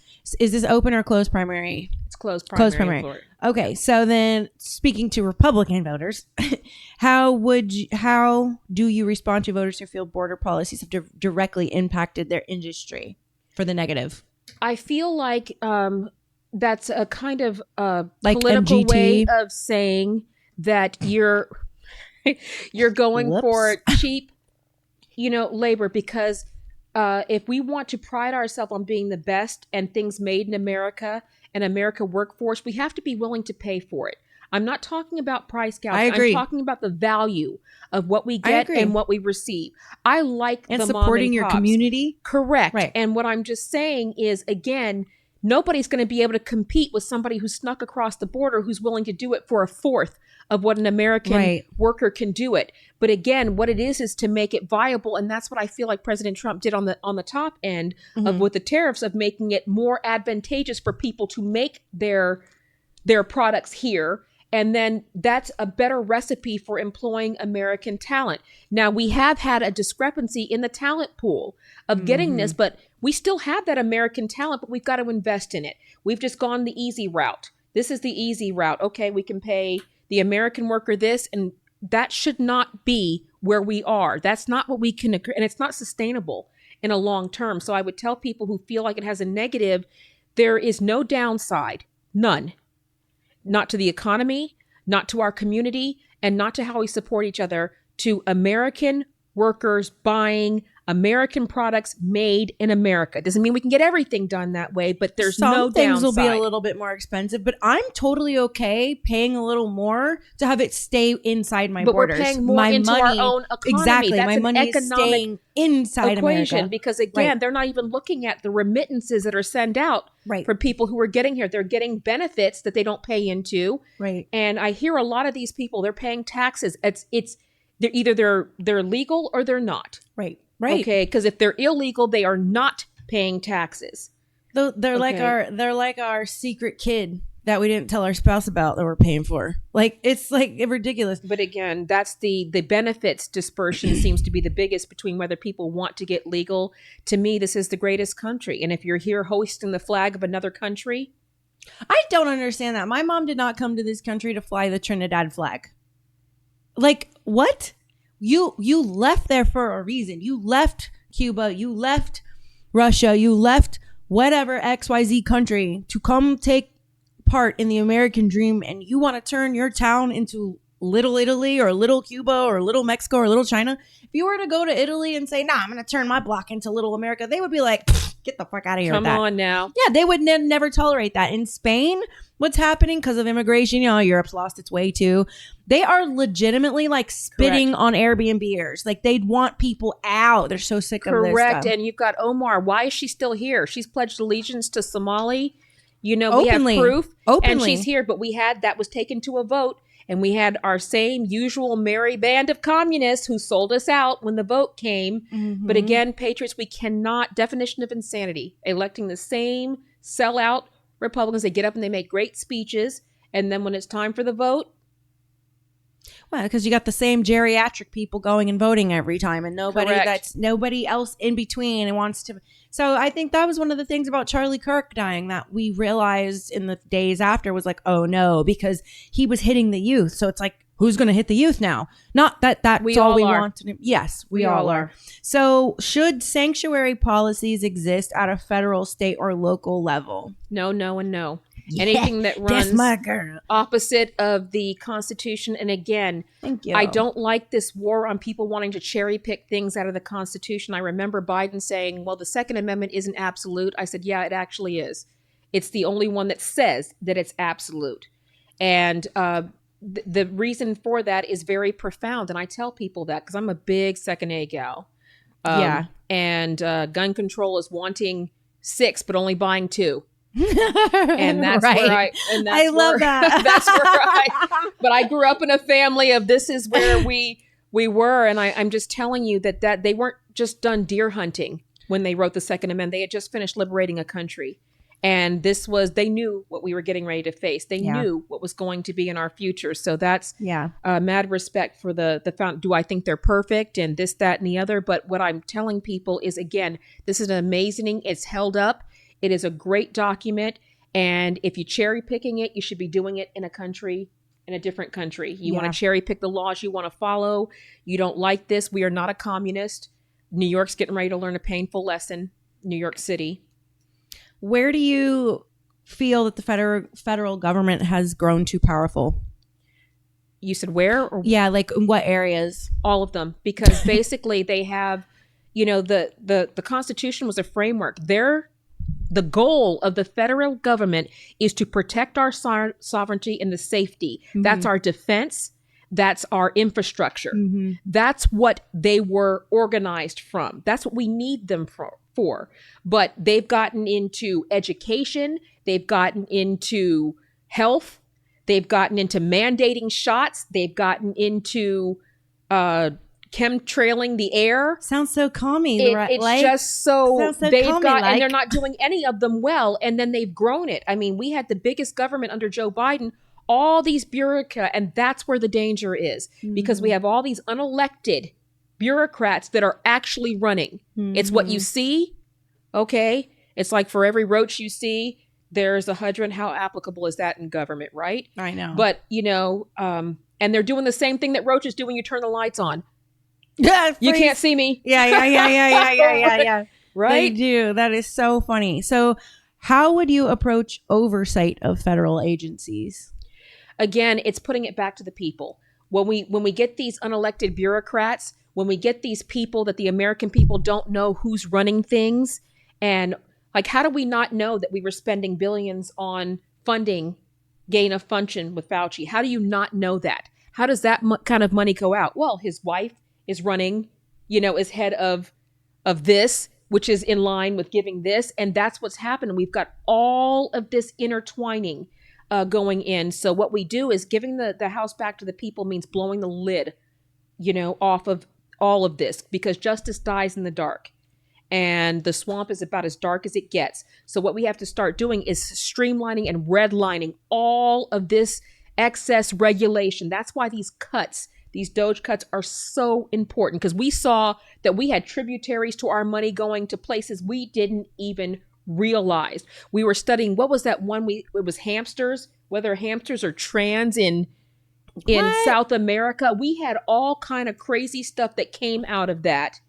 Oh my God. Okay. And all they come up with is Trump's a racist. He's orange. Stop it. Yeah. Okay. It literally stop. It's just, again, you guys are angrier. Okay. Like at Nick Shirley.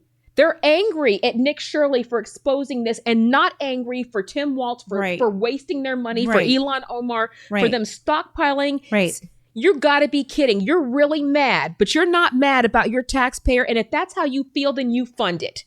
Well, why don't they move to that country? Why don't you go move to Somalia? Go give them your money right there. You just hand it out on the streets right there. Somalians don't want to move to Somalia. Right, I know, exactly. So it's just like, and remember, and guys, the truth matters. Words matter. Okay? Remember, when Omar is not a refugee, she didn't come here as like, I want a better life. Her family was about to be overthrown. Okay? It was that or a painful and That's God true. knows what. So she When they was don't here. wake up and really do the research, that's why they blindly believe, support this stuff. Because if you were to actually research her, you'd be like, oh, so this kind of sounds like a warlord's daughter had nowhere else to go. Correct. And we have tons of proof. And this is what gets me is these investigations. They've had tons of proof. And then we got it to a vote. And I think we had at least our same usual five who sell us out every time. And again, you're talking about Republicans. Oh, okay. We have our same Mary communist every time. I'm glad you got on to Thomas Massey, though. That actually makes me happy because I met Mr. Massey. Got to talk to him a little bit. Totally was great during that term. Loved him. Yeah. This term. Me too. It's back and forth with me with him, though. It's back and forth with me because I feel like you need to be supporting our president. But the Israel thing's holding him up. I feel like he's expressing, and again, I don't want to take away from the good things that he's done. Mm-hmm. But what I feel like right now is you going, hey, we should hide the Epstein files in Denmark. So then Trump would look. Stop making this about Trump. This country, we have got to unify this. And I tell them it's not all about Trump. We elected Trump to do a job, but this is we the people. And I'm so tired. You guys are just taking these pot shots and you're arguing with Trump and you're obstructing his agenda. That's we the people you are affecting. Yeah. We're not getting anything done. So my thing is with Thomas Massey, please get back to, because he was a strong voice and powerful. He was. But now all you're doing is just taking insult shots. If that's going to get the files released, then go. But if not, you're wasting energy. Right. The Democrats don't do this. We tear each other apart. The Democrats, I don't care how stupid their platform, they'll always lock arms and kumbaya. I know. We, on the other hand, will be like, oh, Raven's wearing red shoes. That means she's a pedophile. I mean, I've heard the craziest stuff they want to worry about. She looks like she's had plastic surgery. I'm like, guys, come on. What? No, you don't. They just do not understand it's just they having melanin. Help. Are you sure you're not a guy? And I'm like, I birthed 2 kids. I'm pretty positive. No, straight up, you look like you could be from Trinidad, like where my mom's from. Like I'll take like it. Blasian kind of look. That means I'm cool looking. Yeah, beautiful, absolutely beautiful. Girl, yes. But I tell they're just jealous. They're just jealous. They're just jealous. But to Massey, to Murkowski, all these other, my dad has it simple. He goes, let's keep the main thing the main thing. The main thing is we got to get this in order. Okay, whether you like him or hate him, Trump took a bullet for us. And I don't know anybody standing in line to do that. Right. So we better get our act together because I'm telling you, if Hakeem gets it in the midterms, if we don't show up, in the numbers we showed up for President Trump, then you're looking at Hakeem Jeffries on the gavel, and we're going back to what we just went through for 4 years of the endless thrift store Obama money, waste, money going to fund gay hamsters in, God knows where. I mean, just the crazy stuff we were spending money on, our honeybees, trans and stuff. You got to stop it. I know. Frivolous. Well, in all reality, it probably wasn't going to a study like that. It was probably going in someone's pockets because of the absurdity of something like that. But as a daughter of, you said your parents were from the Intel branch of stuff, right? Both Air Force colonels. My mom was worked in satellite defense systems. My father was a pilot in Vietnam, and then he retired out of the Pentagon as a lawyer. So as a child with that background, with parents with that background, what limits, if any, should exist on emergency powers? It depends on, you're talking about the presidents, you're talking about the government as a whole. As it pertains to what's happening today, let's say the president. Okay. So let's say this, because obviously I know constitutionally what his rights are and what he's doing. But if any, do you think there should be limits on his emergency powers? Well, I think we have checks and balances in place for that. But here's where I have the issue, and it's twofold. Like Venezuela, Cuba, I fully agree with getting Maduro out. And I believe that just because of what my parents did, there's a lot of what my parents did that I have no idea. Right. To this day. But what I will say is, first of all, the president, and I think people forget this, there is more going on with the president than you're going to see on CNN. Okay. And I tell Yeah. people the same thing. And I'm making that as a joke. I don't watch CNN for the same reason I don't drink out of the toilet. Okay. Same result. So what I tell people is, remember, there is a lot going on. My kids don't know everything about our finances and everything. There's a lot that the president is briefed on that we are not. Right. So I feel like it's very easy for people to watch a little bit of television, go, he should be doing this. Why did he do that? You don't know what he's getting briefed on. Right. But I do believe he is the commander in chief of the most powerful army in the world. Yeah. And he's got to make sure. They were running drugs into our country, and they got Democrats defending, but they were just little drug boats. Well, I can't even. But what I just feel like is, yes, there should be.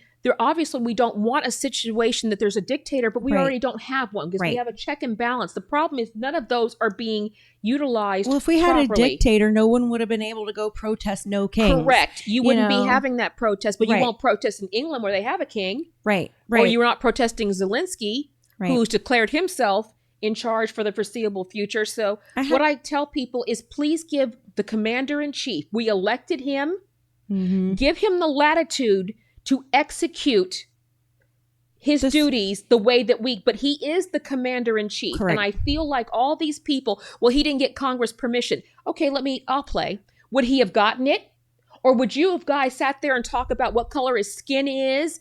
And well, it's nice of you to play just to entertain them, because just entertain them. But I'm just telling you that I just know with parents that do that, there's a lot that they didn't tell me. Yeah. Does it mean they're hiding something? Does it mean that they're crooked? No. Oh, it yeah. means that sometimes in the interest of safety, there are things that they just cannot divulge. Well, But a lot I of people do don't. believe that that's inherent in the check and balance Yeah. system. So I feel like you got to let him do. And I feel like them trying to clip him after that with Maduro. I'm sorry, having seen communism, the Venezuelan people to me are the litmus test for that. Oh, the I litmus agree. test of how, and they are like dancing in the streets. They are. And we got liberals in the streets going, well, their freedom is not more important than Right. Maduro. Dictator lives matter. I had Judge Joe Brown on the show last wow. week. Yeah, I think it was last week, maybe the week before.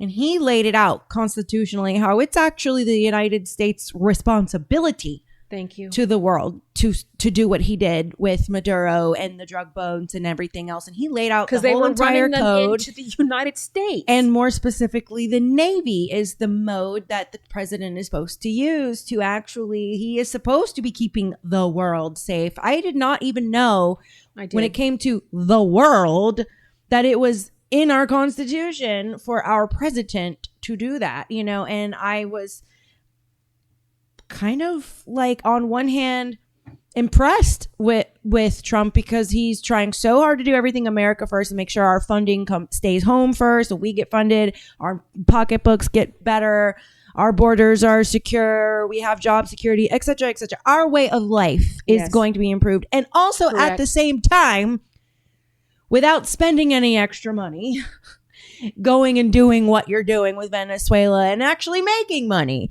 So Doge gave us the breathing room to be able to do, they went through, saved a lot of money with that, with the tariffs that they had. He didn't lose any money going and doing what he did. Because someone brought up a point, like, how much money did you spend with those ships and all this stuff? And I'm like, did you not see how much we've saved? Correct. So there's that. But you didn't ask that question with the botched Afghanistan withdrawal. Where we No, lost of course not. Because that was and we left people behind. Biden. And $85 billion in equipment, or whatever the cost was. You didn't ask about that, but I tell people all the time, again, he has never wavered from being the America first. He has never wavered. And I really wish that would have been the opportunity for us to come together and figure out the best way. Nobody's going to get everything they want, but let's get as much of what we can that's beneficial. But look at what's happened. We have the other side actually going, when was America great? You're an elected official for this country. Right. Act like it. America is great. Okay. And it's like, well, when it was great, before you guys got into politics, that's when it was great. Right. Okay? I know. But the answer to that is help us make a difference. But all they're doing is obstructing, complaining, protesting, and all that energy and resources. And I'm telling you, those people right now who are free. You know who's right now feeling it the most, Luna, is Afghanistan was free for 20 years before this botched withdrawal. Can you imagine what the 19-year-old feels right now? All they've known is freedom. Oh, they and probably now, hate us now too. Okay, of going. So that's what it matters when you stabilize, but that's why it matters when you have a commander in chief. You project strength. Abject strength breeds the power. But again, I'm sorry, and I'm a big fan, but I also remind people, I'm a big fan of kind of how Trump plays 5D chess. I really am. He does. It's just he's always playing chess and people seem to be playing checkers. But that him pulling out that picture of that guy's house and that's what I voted for. Oh, he's always unapologetically, because that's how God speaks to me. Raven, get up there and fix this. And he didn't say be polite. Right. He said, go in there and clean house. But remember, guys, I don't agree with my husband 100% of things he does. But I don't go out, bless you, and I don't go out and torch him. And that's what I feel like we are. As right. If you don't agree, Vile if Trump says one thing you don't like, I can't believe come on, it's guys. Borderline personality disorder at mass scale. Everyone is either with the left cult. It's like everyone is either all bad or all good. There's no middle. And they won't call out the middle ground on their own because, again, you can dislike him without resorting to the violence. No go. And again, so we've been kind of championing this because Charlie Kirk was a racist. He was not. Okay. John says he's been following you for a while. Hi, John. And he says you should do some solo casual lives on Instagram sometime. Probably so they can get to know you more. All right, we'll give it a try, John. The thing is, social media and I am terrible at it, but Luna is helping me with getting better of that because I'm usually just out on the front lines and I'm not. My dad always says it's amazing what you can do when you don't care who gets the credit. So I'm usually out there kind of, I've got to remember to stop and let people know. You just need someone to hold the camera. Exactly. You just need someone to follow you in the camera. We're doing that. Someone who can keep up. All right, let's get through these last few questions real fast. And John, thanks for the support. Grateful for that. Grateful. My followers really lift me up, Luna. And I'm so grateful for every single one of you because you guys, you have my back online when the trolls come and you know that I'm speaking right. The it's truth. Important and to feel that though, that. Because it can be a really lonely world, especially when you're fighting for good against a machine that is literally demonic. People are afraid to align with you sometimes because you speak out. Just because not you, just the poetic you. People can be afraid to align with those who speak out because they're just too chicken. So to have the online community there, it's like that little nudge you need sometimes, because so many people in person. As many know as possible that I'm grateful. But yeah. After we get through these questions, we're gonna do a few reaction videos and then we'll be done. Okay, so real quick, what are the top 3 issues facing Florida's 23rd district right now? Okay, for 23rd, we've got a few things. Affordability is hitting us really hard. We've had some redistricting, but what's happening with the economy is key. We have a higher population of senior and older, so the disaster that is Obamacare and healthcare is a really prevalent issue. But we also have these no bid. I won't get into the weeds about that, but we have to protect 23. It's beautiful, it's picturesque, but we have it's hard to get insurance. Because of the hurricane thing, we've now been relegated to how homeowners and everything get insurance down there. It's insanely expensive, even though we've been having hurricanes in Florida forever. But now it's become more of a bureaucracy. A racket, yeah. To do that. So we're trying to straighten that out. Those are the ones. And then, again, we got to invest in our youth. We're getting our universities are being kind of radicalized and stuff. So we got to protect. So education. And then what's the third? Healthcare. And we've got to protect our elections. Yeah. That's key. Okay. And then but parents, I got your back on the rights and we're going to, and everything else that needs to be done in there. But that if I do my job as a congressman, 23. That was my next question. What does effective constituent service look like to you? it looks like open transparency. What I want to start doing is I want to start opening up. We hear these things that are open and closed end, which means we'll hear, okay, I'm going to put this bill forward. And then we don't hear anything. We don't know what happened. Did it get passed? Did it die? Is it being voted on? So what I would like to do is start opening up the transparency so that we start putting that on our sites of going, guys, here are the things that I'm going to be proposing. Here's what is in it. What are your thoughts? Easily accessible so on that your you website. can access, so you know at any given time Yeah. where I am and what I am doing, showing up to vote, starting to That get part. the reining in, and not hearing any of that crap about we should be able to vote from home. Get your butt to work. Yeah, I'm going to be there.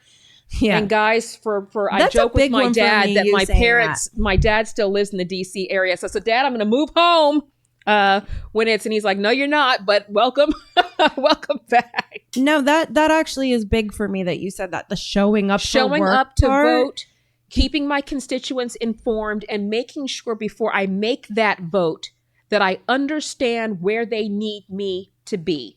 That's what the representation is, of knowing that at least when I'm going into those votes, I should know very clearly how my district feels about it. And it's my job Takes to a have lot the of town engagement. halls and communicate Yes. and make sure that we are talking and having the dialogue. Because if I'm not voting, or if I have to make a judgment call, then they need to know why. I love that. I do love No that. pork. You want- I'm not signing pork bills. So we need to get clean single bills. So they're gonna see you. You're going not to gonna see be one me. of those ones that's like, oh, who got elected again? Like you're not. You know what I'm Yes. talking about? They just fade away, and then they're there for 20 years, and you never see them. You And don't I even know won't be who there they for are. 20 years. So Patriots, what I'm trying to do is I would like to keep it even. The president is limited to 8 years. I would like it to be the same for me. That would be my max.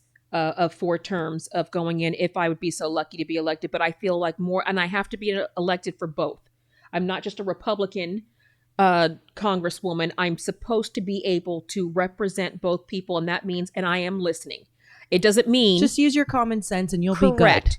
If you use your common sense, no matter what side of the aisle, the voters will be Because happy. you won't if make use your everybody common happy, sense. but at least you're listening. You have my ear, and you have my commitment to try, to get us to where we need to be together. Is there a position you hold that might surprise voters?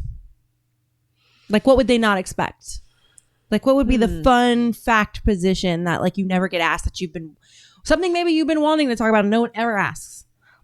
Or a pet project, maybe. Well, it's hard to think of anything like, I can tell them that people would be surprised at what a traditionalist I tend to be. Okay. That's why when people throw that, I think I got that today. You know what I mean? So you're a trad You should be wife. stay in the house. And I'm like, I'm technically doing that, right? I'm cleaning house, right? Yeah. That's what you want, the right? ultimate house. Our and house. that The I am people's house. allergic to the pantsuit. I think I'm going to write that. Trad wife for the people's house. That's right. I am like that. Hey, We might have just come if up a with a woman's slogan. place is in the house, then I'm upgrading. We might have just come y'all. up with a slogan. But She's we- a trad wife for the people's house. We got to get the Put her in the people's house. Yeah. But again, Um, that's we're gonna fight it, and I'm an excellent shot, and I'm just telling you, I love my Second Amendment, and it protects all the others.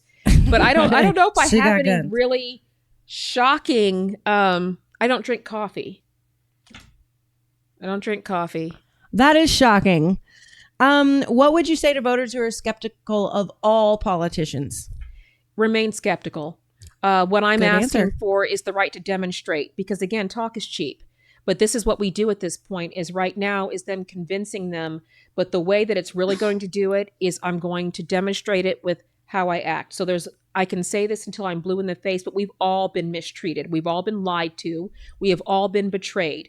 But there isn't a single thing that they can offer me that I want. What I want is what I believe Charlie Kirk has, which is God to say, well done, faithful Oh, servant. I And I love want that. my children to see, there's no point in telling them to fight for their country if I'm not willing to do that. So what we need to do is I need to show them how to do it, but I want to demonstrate to my kids that this is their country and we fight it. We decide. So I'm showing them what is. Yeah. I can piss and moan about it. I can shake my fist at the TV, or I can do what I'm doing now, which is I'm stepping up into the line and I'm not a politician, and I want to be a statesman and to going in, but I'm not the uber feminist. You can call me congressman. It doesn't matter. I'm She's the a guy. same way. I'm the same way. I Whatever. don't care. If someone were to slip up and say sir or whatever to me, I don't care. I just value that they're trying to be respectful. And yes, just for the people, I know you know, but no, I've always been a woman. I've given birth to, I've carried and this given is a birth woman to two in studio, children. folks. But that's what this stuff, and again, if you're fighting for trans rights, then why are you using that as an insult against me? That makes you a hypocrite and an asshole. Girl, Am I I allowed can't to say wait. asshole? I'm sorry. Absolutely. But You can say that's- fuck. You can say whatever what your conscience allows. But that's what I want people to understand is that, again, this is the people, you're not going to heal in the same environment that made you sick. So Right. the people who broke this, the people who've been here for decades, even the ones I like, Right. I feel like it is time, that should be the reset, is for us coming in and regular people of going, am I capable? But don't give it to me because I'm an angry mom. I'm that too. But again, angry moms get stuff done. They do though. But what they I'm really saying do. is Protecting just your babies because is a I whole am other thing. qualified. I Yeah. am the one who's going to back it up, and I am going to get up there and back up President Trump. And they're like, "You're in a cult." No, if you guys followed Biden, you weren't a cult. So again, loyalty is key, and that's what my military gives to me. Again, thank you to my military out there that are holding me up. You guys went out there. You know, it's a kind of person that runs in to a burning building, but it said, Right. the Bible says that there's no greater love than one that would lay down his life own for another. life. So thank you for doing that. And I want to be, so the way that I oh honor my gosh, my I veterans felt my eyes tingle there for a second. is be Yes, worth the sacrifice I- they made for you. I'm Because again, I've been given that folded flag, Luna, yeah. and many of my military and my vets, I've never served, but this is as close as I get to honor and be worth the sacrifice you made for me. So Backwater thank you. says, "Damn, can I have a second wife? Shit, she checks all the boxes." LOL. And I'm a good cook. Thank you for that. I will take it. But I just feel like I'm pretty easy in that sense of just going, I am really, but I like to look like a woman. I don't feel like I'm not going there in the pantsuit, and I'm sorry, I'm taking a dig. Oh, same. Why are you trying to look like men? I get it. I'm a granddaughter of a veteran, and I'm an ex-military wife twice. So, I understand like the realities It's of a it all, and sacrifice they people have couldn't all understand. of my respect and my Yes, love. indeed. If elected, how should voters measure your success after one term? They should measure because they'll be able to call me to task. We're going to put that right up there, and we're going to put it out, the good and the bad. So we're going to put it right in real time. I want to have and it's not going to be after the first term of going, because people notoriously have short memories. So we're going to do it in real terms. Here's what I said I was going to do. Did I meet the expectation? Not do you like how Hold it you came to out, account. Yeah. but did I do what I said I was going to do? Should have a poll on your website all the time for that your voters Absolutely. can go to where they ask like, how am I measuring up? And they can let you know. You should have it up Correct. all the time. Before Correct. I get to the final question, don't explain, just say Okay. one vote you would never compromise on. Right? Can you give me a specific issue? No, because this has to be like your morals, your own. What would you? One what vote would you I would never? No never- matter how much pressure from anywhere, what would be the one vote you could just never compromise on? I'll never vote to open our borders. I'll Okay. never vote to Good answer. Allow people to come here unvetted. I don't care what the sob story is. I shouldn't say I don't care. I said it's irrelevant. What's one area where you're willing to work across the aisle? I'm willing to work on how we allocate the budget, as long as our cores are taken care of. How we distribute? Yeah. How we The funds. distribute the money, because again, it can't be a unilateral thing, but we don't compromise. So I should say, can I just blanket that and just say the one area we won't is communism. I will not compromise Anything with that- communists. yeah, I will yeah. not work across the aisle with communists or people who are preaching against what goes against our Constitution. That is the people. She's far right. Nope, I'm just right so far. I go right down. Yeah. I just go right down the Constitution. If the Constitution is the middle, then I'm right. I'm a fiscal constitutional conservative, which means I agree with the document as it is written. MC says, and Obamacare for good. Yes. And then last question before we open up the hotline and get on to reaction videos. What final message would you like undecided voters in your district to reflect on before Election Day? What I would like them to reflect is I am asking for the opportunity to demonstrate that things can be different, that I live in this district that I am running to represent, and we have all been told a bill of goods, but we've been sold the worst. But again, I feel like this is what the founding fathers wanted for us. They wanted for average people, and that's what they were, teachers, blacksmiths, scholars, who came together and they made something amazing. And now we've handed it over. We've turned it over to people who think they know better than the people who elected them. And that's where we are. Our country is at a break point right now. Mm-hmm. I need you to show up. If you can write checks, please write checks, because wars are expensive. This is for our country, and this is to make the change we need. I am trying to be the change we want to see, and I need your help to do that. Nobody can do it alone. But what I can tell you is it is going to be different, and I am so anxious to demonstrate. Give me a chance to demonstrate that you can serve with integrity, and I can represent this people, and the votes I make for District 23 are going to affect everybody. So I appreciate the opportunity. Ask me anything. Reach out to my door is always open for the people. For trolls, go find something to do. Right. Okay. Seriously, because we have a country job to run it, and this is for serious people, and we need serious people to solve these, but these are not difficult problems. So guys, I know it seems difficult and overwhelmingly, but remember, the essence of communism is to make you feel like we're too big, we're too powerful, you can't beat us. And we're proof. We are proof as we stand here free right now that we can do it. We can remain free, and we can give better to the next generation. And I'm really excited to show you how we're going to do it. All right. Okay. So let me open up the hotline one more time. But I do it in a spicy way by telling people I'll put a breathalyzer on their podium, and that's not going to change. Sarcasm is my love language. Thanks, Patriots. We love sarcasm. All right. The hotline is open if you want to call and talk to Miss Raven. Harrison, can you move that, please? 904-530-1422. Whenever I open the hotline up, I'm always going to read the number immediately. 904-530-1422. If you want to ask Miss Raven a question, Woodrow says, "Damn, girl, you got my vote at hello." Thank you, Woodrow. And Jammin in Hawaii says, "We need you in Hawaii." Oh, man, please give me a reason to come out and visit you in Hawaii. Right? Backwater says, "Don't eat the purple crayon." No. Don't know what that means. Let's see. Oh, okay. That's because MC said I'm finishing my 140 Crayola pack right now. Oh, my gosh. Oh, okay. Interesting. Do we have an art vein?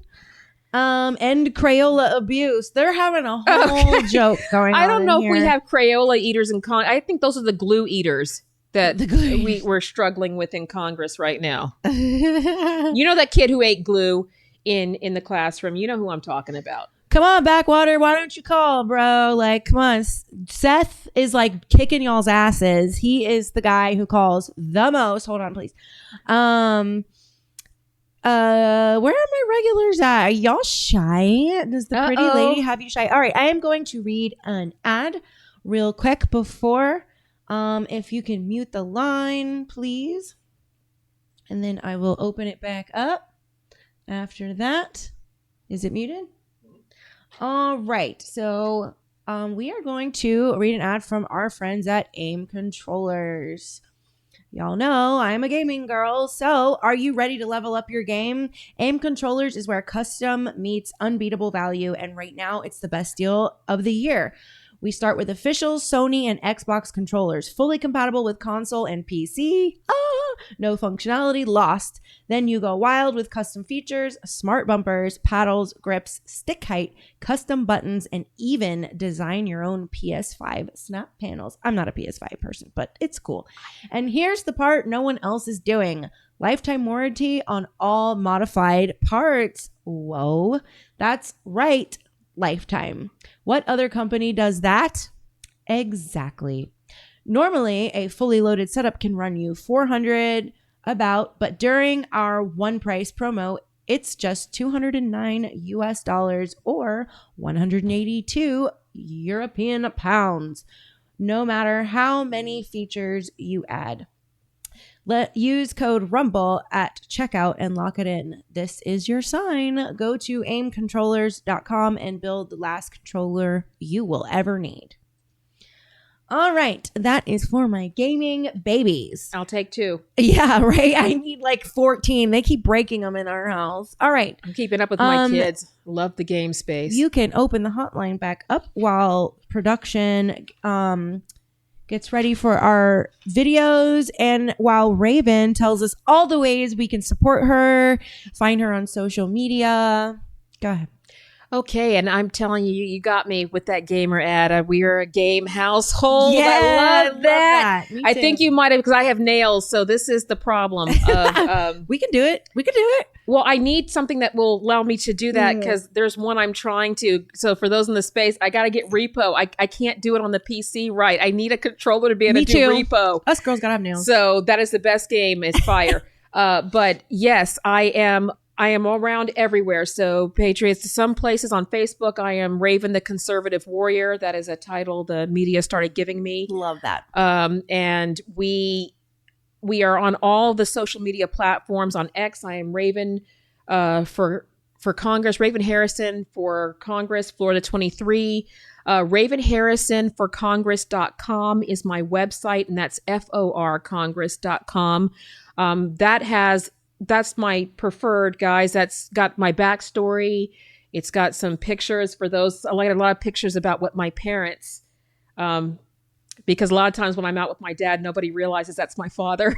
So my parents are on there, the story of patience. And for those who want a little bit more detail, we have a documentary on Salem Media now called Ravenous, which is the story, and it's told by all of us about what happened to patients. So my husband, my son, my daughter, we all talk about what happened that day in school when she was inadvertently changed the direction of our whole life. And I'm around, and the biggest thing, guys, is, we all have kind of fatigue in the political space, and I know that now, but I really want I want the Patriots holding me up, which means we really need especially your financial support. Every little bit helps, because wars are expensive, and that's what people don't realize. When we found all that U.S. aid, waste and fraud, the Democrats usually outspend us 100 to 1. And this is our move. So every bit helps. Help us, canvass this district. Help us get across the finish line so that we can show you what a new day looks like. Congress has one of the lowest approval ratings. I know. I think right below used car salesmen. And we got to do better, but we can't let them have it. We can't just give our country over to the people who hate it. Please help me fight for it. So anything you can give helps, and we are truly grateful. I'm going to be she's being demure. I'm going to go full in. Let me tell you something. Running for Congress is fucking expensive, and it's fucking brutal. You don't realize how much money it takes to cover a district. This is not just the travel costs. This is not just the food costs. This is not just the back end costs, but this is also the security costs. To get on the ballot. There are also qualifying for the ballot, but it is, if you want we the people in office, stop giving your dollars to the names that have been in there forever. Look up your local candidates. Give your money to the Patriots, because they're the ones who care just as much about you with fraudulent spending. They're going to actually use your dollars properly. I ran a campaign that should have cost $280 million on $86,000. So I was very frugal, but that's because I'm we the people and I have a sensitivity to how much I'm spending. And so Every dollar really, really, really does help. I guarantee you. Okay, we have a call coming in. Every dollar really helps because trust me, we come out of pocket. You are live with Luna. All right, hey, it's Silverback. So Hey. I don't have a super intelligent question, but I'll ask this because it's something that's been on my mind since we talked the other day. What can someone like myself, a 24-year veteran, do to start his journey into politics? I love that, Silverback. I love to hear it because I always say this, and I'll say it to you now: is thank you for your service, but heroes don't retire; they reload. So welcome Right. to the party. So what you want to do first is you just got to find out where your local chairs are, but get on the ballot. Find out when your next election is. Find out the offices that are open, because a lot of people don't realize there's a lot of local that are open. There's school board, there's state rep. There's a lot of these that are open, and really just, if you can organize a small team and at least get a focus of how you want to do it. That's how you do it, is you really would, because that's what we did, is we kind of made the decision. We talked to people. We talked to a lot of the state representatives. We talked to people that were in this position to figure out what it was going to look like and what the feasibility was. And then we made a determination. So we knew what we had to do. We have to raise the money and we have to get awareness.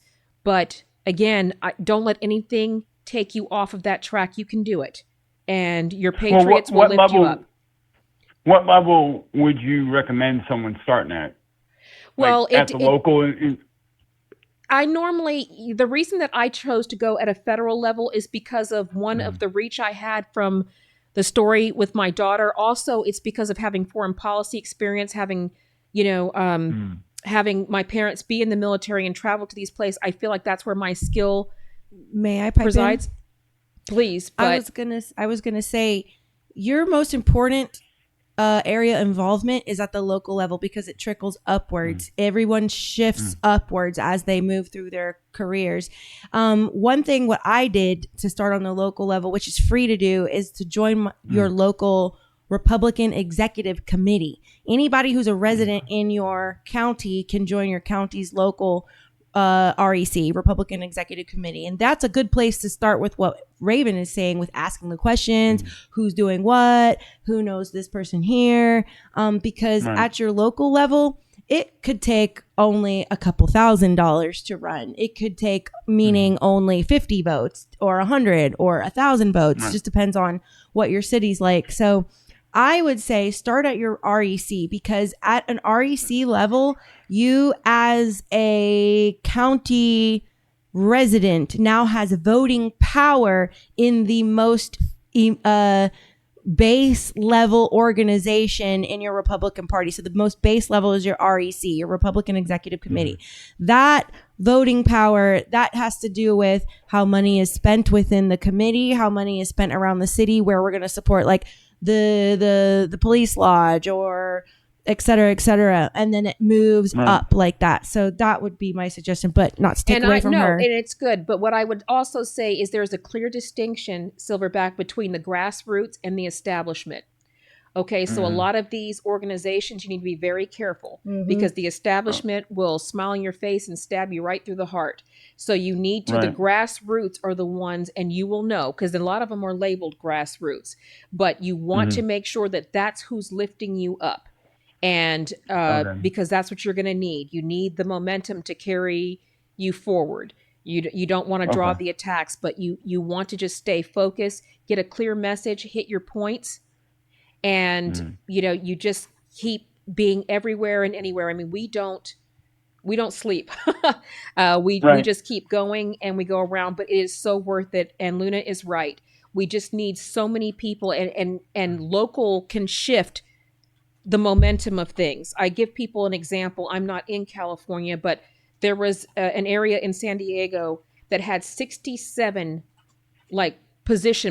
municipal positions open. They just walked in with nothing. And then people start wondering, we don't notice it till it gets to like the state and the federal level. But this started with them slowly starting to take over things at the local. All of a sudden we started realizing, well, how did all these these really excessively liberal people get on the school boards because they're the only ones who showed up. Right. So Yeah. that's why then all of a sudden Yep. now we're at war with the school board. Now we're having Right. an issue. They get with involved locally, this because big time. they figured out a long time ago to start grabbing these local positions without contestation. Oh yeah. Look at how much they picket. Right. I mean, they're involved in local Correct. all the time. They're protesting. Look at this. And those organized protests have money and they get together Yeah. quickly. You see how quickly Yeah. the one from the Minnesota, and they had printed signs and everything. Oh yeah. That is, but again, Right. that's another discussion about why Soros is not under Right. the prison somewhere. Right. But Right. but that's what but please do it. And if you need, you can always Okay. email to Raven Harrison.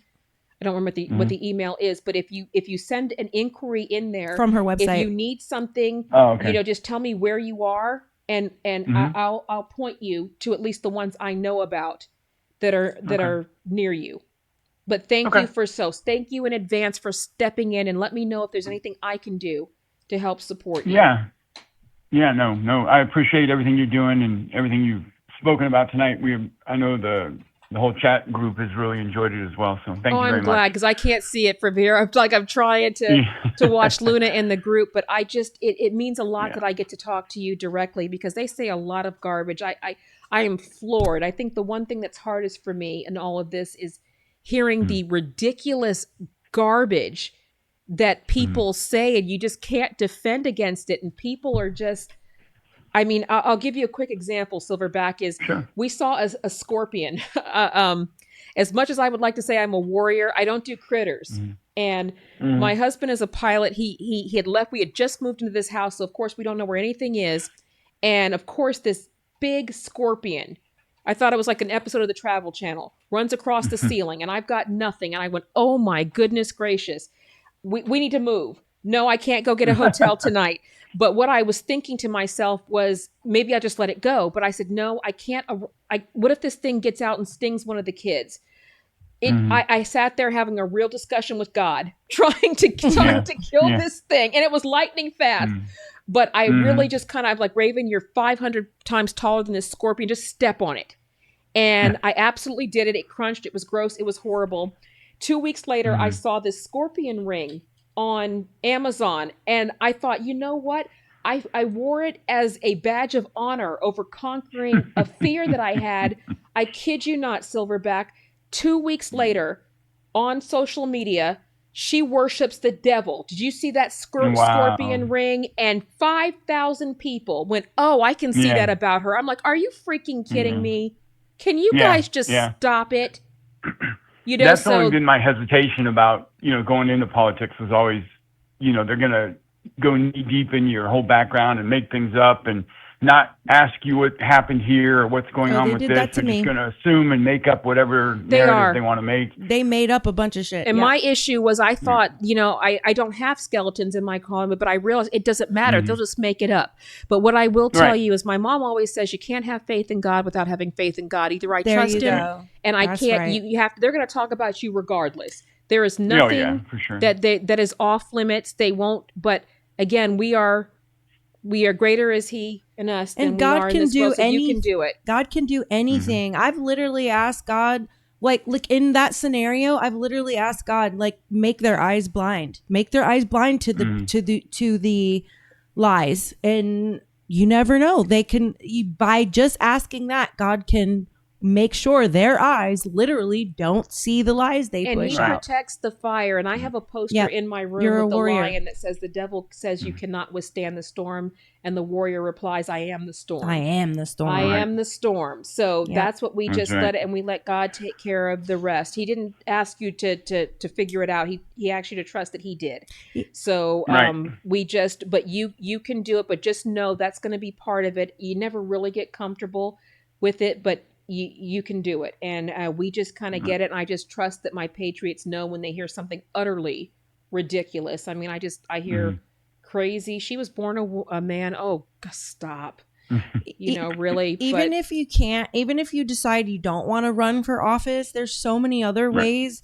You can literally just proselytize evangelical style for the cause. Just anybody you run into, you can pray walking for us. your you can dog. push us on social media. You can help us get the message out. So like I said, if you can't be on the front line, support those of us who are. But I encourage, if you run, please allow me to support you and to get Sure. some resources to you. But thank you for even considering it. And if you, I really hope you do. And if you do, welcome, because we have a country to Yeah. save and we need you. Look, I'm not running for office, but you would think I was, because everyone I see, I talk to, I preach at about the Come state on. of our country, everywhere, standing in the grocery store, at the gas station. I don't care where I'm at. If the opportunity comes up, I preach, not But I just have about outrage, the political stuff. But when I get elected, we have action. Yeah.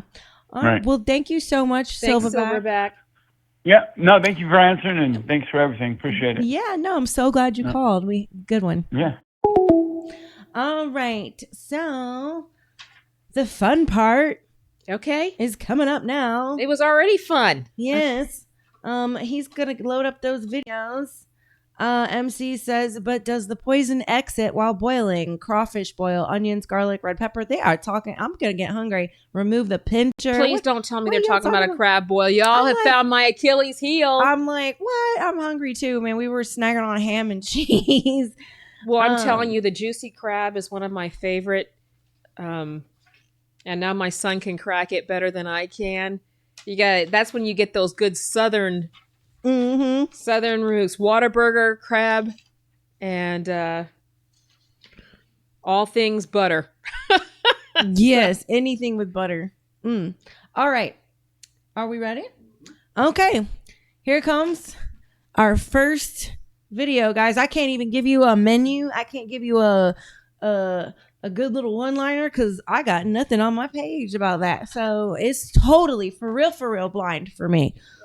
All right, it's rapid fire. We're gonna let Raven have the first goes at him though, since she's the guest. All right. Russia is actively considering the use of nuclear weapons against Europe, specifically the UK and Germany. Next step will be waves of nuclear. My choice would be Britain and Germany. No one seems to be paying any attention at all to the biggest story of our lifetimes, potentially. Russia has rewritten its nuclear strategy to include use of nuclear weapons against countries that are acting as proxies for nuclear armed powers. And then last week, a week ago, Russia sent hypersonic missiles into Ukraine. This was an attack designed to say, whoa, we feel like our core interests, our existential interests are threatened. And if you don't back off, the next one will have a nuclear warhead on it. And it's coming at you, Europe. What you think about that? Woo, that's a whole lot to unpack there. So we know what the threat is with Russia. What I have a question about is, again, I don't like this. It feels like nuclear roulette that they're playing out there. So again, we've got Ukraine firing some of those in there, and it's funny how we're okay with certain people protecting their borders and not others. Right. So we're going to feign the outrage in certain things, but let's, that's why it's important to have a strong, stable presence here. But again, if you're talking about its ability to defend itself, have missiles been fired in there? I think we know the answer to that. So in terms of, I just always think it's interesting how people want to tell people how to protect their own borders. Yeah, I have to admit, I'm not totally unsympathetic to why he doesn't want NATO in his backyard. I mean, if I were to just completely just separate my emotions and not be an American and not be anything and just put myself in reverse, what if we were in that position, and all the things we stood for? I get it. And also kind of, we've been funding NATO. US has. Yes. So I wouldn't mind pulling out of it, because what are they doing for us? They're not doing anything for us, So a teeny piece of me is kind of like, okay, Russia, come on. I want to see you get a little break. Well, it's funny. He doesn't want them in their backyard. I don't want them in my front yard. Right. You're going to push and I don't want to pay for it. That's the other part of it, is if he starts that, then we're paying for more shit, because U.S. is never going to pull out of I agree with NATO. Kennedy. Why should we pay these people to hate us? They can hate us for free. I agree. Next video. They can hate us for free. I seen the bump of the car hitting his legs. No, nothing about charges or anything that, just an Okay, investigation into what happened in terms of the ICE agents' actions. But they were, according to the prosecutors resigning today, pressuring them to investigate Renee's actions and Becca, her wife's actions. How do you feel about all that?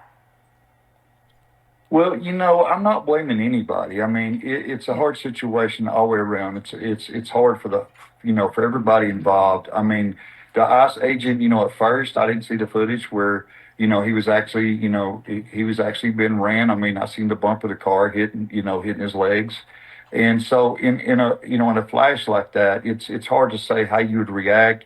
From my understanding that he had been through that before, maybe dragged or something. And so, like I said, it's just a hard situation for everybody. Becca, she's a great person as well. I mean, What? I don't have any She's a great enemies. I person? love everybody, and that's what the Bible Oh, tells the us, guy's- love our neighbors wait, as we whose love father? ourselves. But, Yeah. I think there's some bad choices. Oh, her And the word ex-husband's says, father. for the wrath of God will come upon the children of disobedience.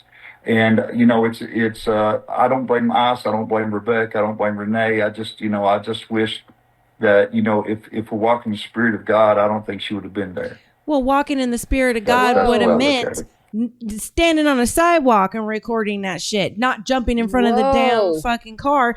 Spirit of God would have meant passively documenting. Okay, you can protest all day long. You can disagree with ICE all day long, but getting involved and trying to obstruct the investigation is definitely not godly. Okay, because I'm jumping on this one. Go ahead. He doesn't want to blame her. I'll do it. Yeah, okay? thank you. Because that agent was there doing his job. Right. She was not. Okay. And this reminds me of when Trump nuked that terrorist, and they're like, he's a Rhodes Scholar. He was a terrorist. Right. And this woman hit that man. He had every right to go home to his family. That's right. He did not. He had to make a split-second decision, and these people are crazy. He should have hit her he could have shot somewhere else. Police officers are not trained to maim people. That's against the law. Well, but the last they are one trained did. for deadly force. She hit him with her car. She was given an order, and they can, all this. It's funny that you don't have any video coming out from the wife. Why isn't she posting all that video she took from her phone? 'Cause she especially knows the what one of her happened. telling her to drive. Right. Okay, but you were given an order. You were there Right. impeding, taunting, okay, and making fun of those officers. He told you to get out of the car. You put the car in reverse. He told you to get out of the car. You put the car in drive, and you contacted him with the car. Yep. It doesn't matter. She might have been thinking, who cares what she was thinking? Right. She hit that man with her car. That is Right. attempted murder. Right. That's right. And at the end of the day, she should have been home with her kids. She should have been, doing that. But instead, and I personally feel, and since I'm no one, they like to use allegedly, that the woman who told her to drive, who encouraged her in the spirit of that chaos to drive, should be charged as well. She should be. Because again, I don't feel But like she should be defined by her mistake, but she should be accountable for it. And he doesn't want to blame her because he's trying to be diplomatic. Right. It is her fault. Right. Because she caused the series of events that happened after that. If she had been home, she would not have been shot. You know the number of times I have been shot from after interfering? 0. Right. Because you Right. have to obey the law. And I want people, and shame on you, every single one of you liberal media, shame on you for this. She shot her in the face without, that's a lie.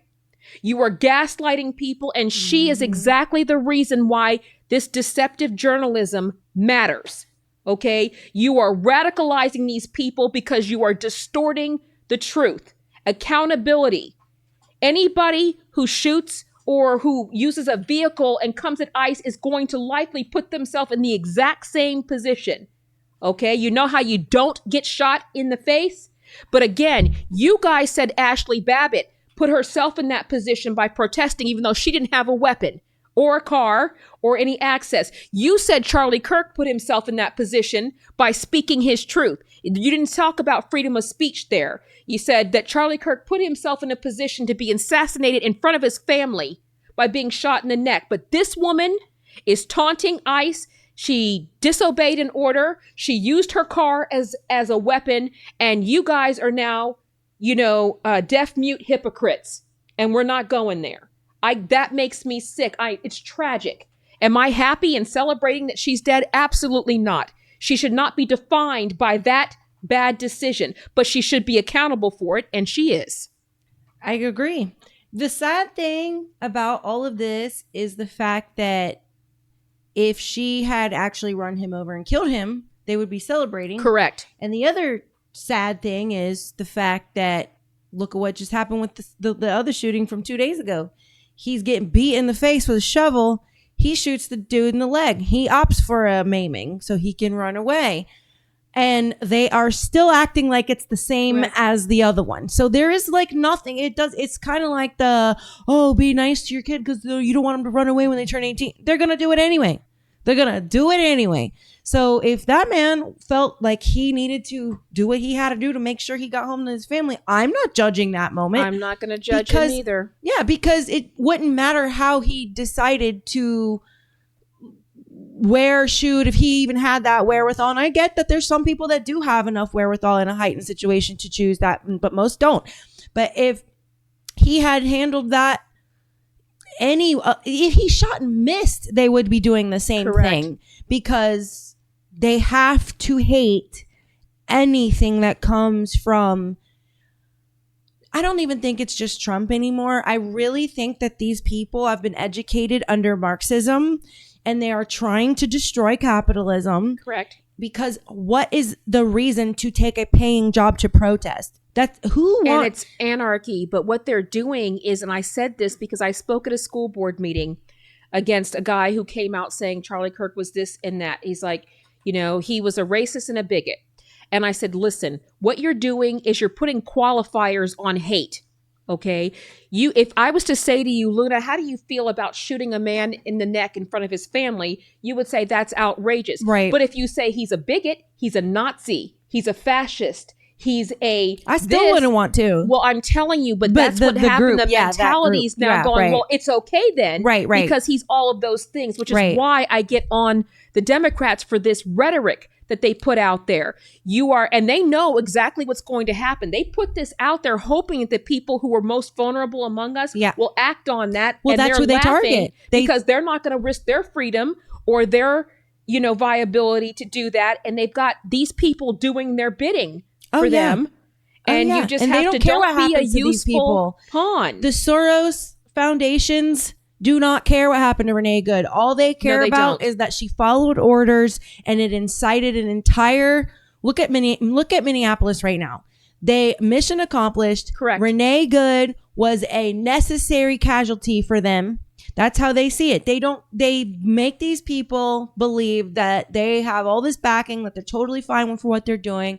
And I think some of these people are completely ignorant. And I really do believe that what they're doing is okay. And her life did have value. She made a bad choice. Absolutely. No one does that wanted mean her to she die. never did anything good in her life? Does it mean that her children deserve to be, to live with this? They misread all of us conservatives who are saying she should have stayed at home. No, it's just that she shouldn't be defined by it, but she should be accountable for it. But now what we need to think, was the child not in a school learning how to, well, there's stories on the children, but we got to be careful now to make sure, because that's what we've got now. We're just braiding. Do they have solutions? No, they just have hate. But they think if they call it a Nazi or a bigot or a fascist, then they have the right to act on that hate. And that's what we have to keep pushing back against. Well, and a lot of these people on the left, like you were saying, they look for those who are easy to victimize, those who are, easy to brainwash. When you have, I think that these people, how do I want to say this? When you're dealing with a psychological climate of trauma, that's like with the cult, for example, knocking on doors as a Jehovah's Witness, knocking on doors, right? The only people who actually wanted to come to see what our church was like were people who were like broken, poor, suffering, had no other hope left. And a lot of these people on the left that I see out there protesting, throwing rocks, when I look at them as a psychologist, I can see trauma all over their faces. I think they're equally as traumatized as we are. I just think that they are of a certain crowd that they're either young or have an easier life financially, and they're focused on idealistic things, and they rile them up on these emotional topics, because what else do they have to worry about? Because when you are growing up in the hood or in the mountains, poor shit like me, you're not worried about who's a bigot and who's this and that. You're all worried about trying to survive.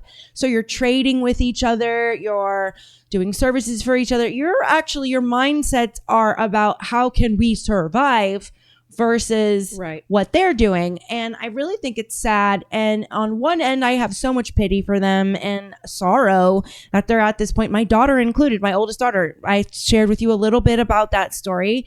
You know, she's got trauma because of the cult and all the other traumas that we couldn't control, like my son, her brother dying, and finding my dad and like 4/5 of his blood. Like, that's going to traumatize a small child. And, you know, the school system, I had to drop out of Harvard because they were in my children's rights class. They were teaching us that the parents were the enemy of the children, you know, because it is full blown Marxism. And my daughter in her journal said, I want to be a Marxist. I want to be a hobo. I want to travel the world in a van, have nothing, be this, that. And all I saw was white guilt.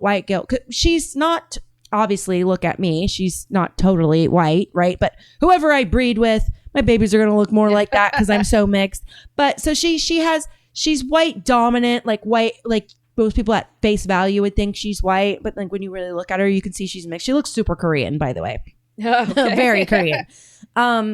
But she, all I saw was her feeling like she was supposed to have guilt for being privileged and white in her journals. And it's really sad to see a group of people be preyed on by these communists that are in our government, in our educational system. It's multidisciplinary. It's multi-sectored. And it's trickling down. And it's really sad to see the hatred. They don't realize what we're looking at. When we're telling Renee Good she should have stayed at home taking care of her babies, it's not because we hate her. It's because we love her that we're saying that. Because what would you have told your child? You would tell your child, why were you down there? Stay at home. You're not saying that because you hate your child and hate what your child stands for. I want my child to come home. It's because you care for their safety. You care for the how they're being preyed on. Us conservatives cared about how Renee Good was being preyed on and how other people are being preyed on that also will potentially lose their life. And the Democrats don't give a fuck about their life. The ones that they turn around and hate are us, who's actually protecting them, and trying desperately to protect them. For somebody who wouldn't pee on her if she was on fire. Exactly. And and my father is white. My husband is white. You know, my kids are half, and I'm telling you now, all I see now is they're getting the hate that I used to exclusively see the same thing. We're in such a similar position. And it's just hard. But I like being the one who can stand up and who can now, I hate that they're in that position, but I'm glad I have a voice because, again, I am a neutralizer for the Democrats' argument. I am a walking antithesis that everything that they espouse is bullcrap. Okay. So that's why they are fearing me, but I'm with you 100%. But again, in order to get better, we have to do better. We have to elect better. So I heard she was burning her kids with cigarettes. Was that ever verified? I've seen it from multiple sources. I don't know. I know that they're circulating. But the domestic violence was verified with the partner, with the wife. Yeah. So here's how I see it. But again, who's been awfully quiet. But again, why were you in a different state? Where were your kids? The best outcome was that you were going to get arrested. So the worst outcome was what happened. From the left. They really aren't thinking about her kids. None of these supporters, And now they've got $1.5 million GoFundMe. I haven't heard a word about her children from any of these leftists. I feel that this is a woman. All loss of life is tragic to me. Always. Agreed. Because someone is a child, someone has parents, someone has somebody's children, siblings, right? Somebody's family, father, somebody's mother. And so it's really sad. But when you have someone that you're trying to paint as a martyr for your side, because, we just went through Charlie Kirk. Why do they keep picking people that are not the most stand-up citizens? Like this woman having DV on her record and trouble with her marriage and possibly abusing her children. This isn't someone who respects human life. This isn't someone who is peaceable. George Floyd. They need somebody they can discredit, because that way when they're done with you, they can chalk it up to you are damaged goods. Right. They like to exploit. They need an underclass. Okay. A permanent something they can exploit. Right. And again, it starts and it stops when we decide. Right. Okay. Next video. That one got us on a rant. Sometimes these rants be happening. Why was Renee Good unfortunately and tragically killed? Are you asking me my Yeah. opinion? Because an ICE agent acted recklessly and killed her unjustifiably. Oh, okay. So you're a biased reporter with a left-wing opinion. What do you want me to do? Yeah, because you're a left-wing hack. You're not a reporter. You're posing in this room as a journalist, and it's so clear by the premise of your question. And you and the people in the media who have such biases but fake like you're a journalist, you shouldn't even be sitting in that seat. But you're pretending like you're a journalist, but you're a left-wing activist. And the question that you just raised and your answer proves your bias. You should be reporting on the facts. You should be reporting on the cases. Do you have the numbers of how many American citizens were killed at the hands of illegal aliens who ICE is trying to remove from this country? I bet you don't. I bet you didn't even read up on those stories. I bet you never even read about Laken Riley or Jocelyn Nungray or all of the innocent Americans who were killed at the hands of illegal aliens in this country. And the brave men and women of ICE are doing everything in their power to remove those heinous individuals and make our communities safer. And shame on people like you in the media who have a crooked view and have a biased view and pretend like you're a real honest journalist. Let me hear the wording of his question real quick. Why was Renee Good unfortunately and tragically killed? Oh, it's her question. Are you asking me my Yeah. opinion? Okay. Because an ICE agent acted recklessly and killed her. She tried, but they're not going to give an honest answer. She tried because obviously you can see reverse, forward. But bravo, Carolyn, that was fire. She's young that too. Was fire. Did you see her looking at Trump on the plane 2 days ago? How he lets the press come on Air Force One, which I think is amazing of him because no other president's ever let that happen, but that I know of. But she was like standing behind him. She was like, her eyes, like the anime eyes with the glitter. She was looking at him like grandpa, patriarch of the family, my idol. I love you. I was like, you know what? I've met President Trump, and I'm telling you, I've seen him a couple of times, and the one thing I will tell you, I don't really fangirl over anybody. I have a couple of people I would fangirl over. I love President Trump, though. I'm not even gonna lie, but everybody does. What got me is he's tall. He's very tall. I did not realize he was that tall because I was like, now Barron makes a lot more sense to me.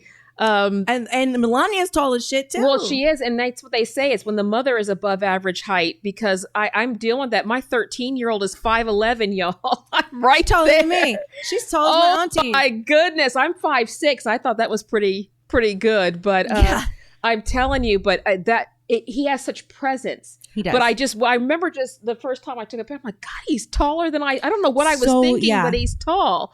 And that's why everyone says his hands are small, because his hands in proportion to his height. I didn't notice the hands, but I did notice. You see him at the desk or you see him on camera, but then when you see him in person, you're like, oh, his hands are small. Tall. Love you, Trump. But it's because he's so dang tall, and I didn't expect it either. And he's got an insane memory, because I saw him the second time and I said, do you remember me? He said, of course because good to see you again. And I'm like, oh, so you remember me. Yeah. And because he sees a lot of people, but again, very charismatic. Well, he loves people. He does. actually does really love people, and he likes to get to know you. And that's what I tell people. It's not that I said that he's a perfect person. I just think he's the perfect person for the job. But again, people have no giveaway. He said this and I didn't like it. And I'm like, okay. Backwater says, damn, unloading on the reporter with both barrels. She did. She fired. And then when she got because it was, but that's what I try to do. Don't just let them know they crossed the line. Scorch the earth. That's right. Scorch the damn earth. All right, let's see what this Newsom looking hair guy. This guy has Gavin Newsom hair. I'm curious about this. What is this? Explain this to me like I'm 5. Laken Riley was assaulted, beaten, strangled, and had her skull bashed in to the point where she was unrecognizable. Irene Zarutska was riding the train home when DeCarlos Brown Jr. stabbed her in the neck unprovoked, Ukrainian immigrant, by the way. killing her. Yes. Rachel Morin was a mother of 5 when she was attacked, beaten, strangled, bruised, and also had her skull bashed in. Jocelyn Nungare was 12 when she was kidnapped, held hostage under a bridge, sexually assaulted, and then murdered. Yet not a single Democrat called for mass unrest. Not a single Democrat demanded that there be protests where people take to the street demanding justice for the victims. No words posted on social media. In fact, they refused to even stand for the victims in Congress when their names were called. Yet they'll get up on their podiums and tell millions of people to go out into the streets to make their voices heard when Renee Moore, who was literally part of an anti-ICE agitator watch group, decides to play GTA and hit a federal agent with her car. They won't honor or stand for the women who were victims of the system that they've created. But the women who have been brainwashed into protecting these criminals, many of whom aren't even supposed to be in this country, while the left will politicize their deaths and use it to further their agenda because that's what they want. Explain this to me like I'm... What you feel about that? I have a lot of feelings about that. So first of all, he looks just like his father, Kevin Sorbo. Second of all... That's who that is? That, people call him, a lot of people call him Braden. I call him Ghost. He's my campaign manager. Is this guy's your campaign manager? Yes, he is. What are the odds of that your production finds a video of your campaign manager? What in the world is going on here? Yeah, this is Kevin Sorbo's eldest son, Braden, who is a powerhouse. He's a firebrand like his dad. And Kevin has endorsed me, has supported me. He's a great guy. But Braden, what to me represents the Gen Z getting involved and being a part of the bridge of, but he is, I think he's, first of all, he's spot on. Okay. And he's going to be kicking my butt in the workout. He's a Viking, just like his dad. Braden is insanely tall. He looks like my cousin Russ, actually, a lot. So, but we have nicknames. We're all about call signs on our team. So that's Ghost. So solid copy, Ghost. That is, but we are doing it, and I'm very grateful to be able to have the bridge. I would also like to add, and this is really important, that the Sorbos are amazing. Not only did Kevin take a blacklist to stand up for what's right, to go out, he's one of the first people to endorse me. He's known me a long time, and we've been fighting at this a long time. But his wife, Sam, is also in her own right actress. But Sam helped us at Horb School. She reached out to us when she saw Patience's story on the War Room and helped us with the homeschooling because she said, you have that overwhelmed look. And I said, you're right. I said, I kind of thought homeschooling was for Amish people. And I said, I don't know what I'm doing. And, you know, but she got us connected. Now the kids, you know, they have groups. And so I'm just telling you, it's amazing, the people. And that's why when I'm speaking out, the NAACP going traitor, I'm like, sit down. You know, when this happened, who didn't reach out to me? Who reached out to me? President Trump, Charlie Kirk, the conservatives, okay, the grassroots. Who didn't? Al Sharpton, none of the NAACP, none of the Black Lives Matter. They don't care. Nobody reached out. And like you said, Braden's going to be one of our up and coming, and congratulations, Braden just got engaged, so he's getting married. Oh, okay. Anyways, but fantastic campaign manager. Get to work, Braden. I approve of your campaign manager. Thank you. All right, next video. How many more we got? House Republicans plan to vote next week to hold Bill and Hillary Clinton in criminal contempt of Congress for refusing to testify in their Jeffrey Epstein investigation. The Clintons both skipped their scheduled subpoenas. Neither Clinton is accused of any wrongdoing in connection to the Epstein case. And in the letter, they argue the subpoenas were legally invalid. Who cares? Why do they get to choose? You put Steve Bannon in jail. You put Peter Navarro in jail. Why do they get to decide? It's the same thing with Hunter. He doesn't feel like what? Do you remember when they said, "Oh, it's okay, release the files. We don't need protection. We don't need anything. You can release it all." But Steve Bannon said that this was illegitimate, and you put him in jail. And how did they get to decide? Why didn't you pick him up the second that they did that? And you guys aren't even operating beyond, you know, this is a 2-tier justice system. You guys that woman makes me sick. Well, because they're and she should make all military people sick Because again, I'm sorry. I remember we don't leave people behind. Fire, y'all. Ambassador Stevens did not deserve to die the way he did. We don't leave our military people behind. We Rest left in him peace. behind, and she is still yet to answer for that.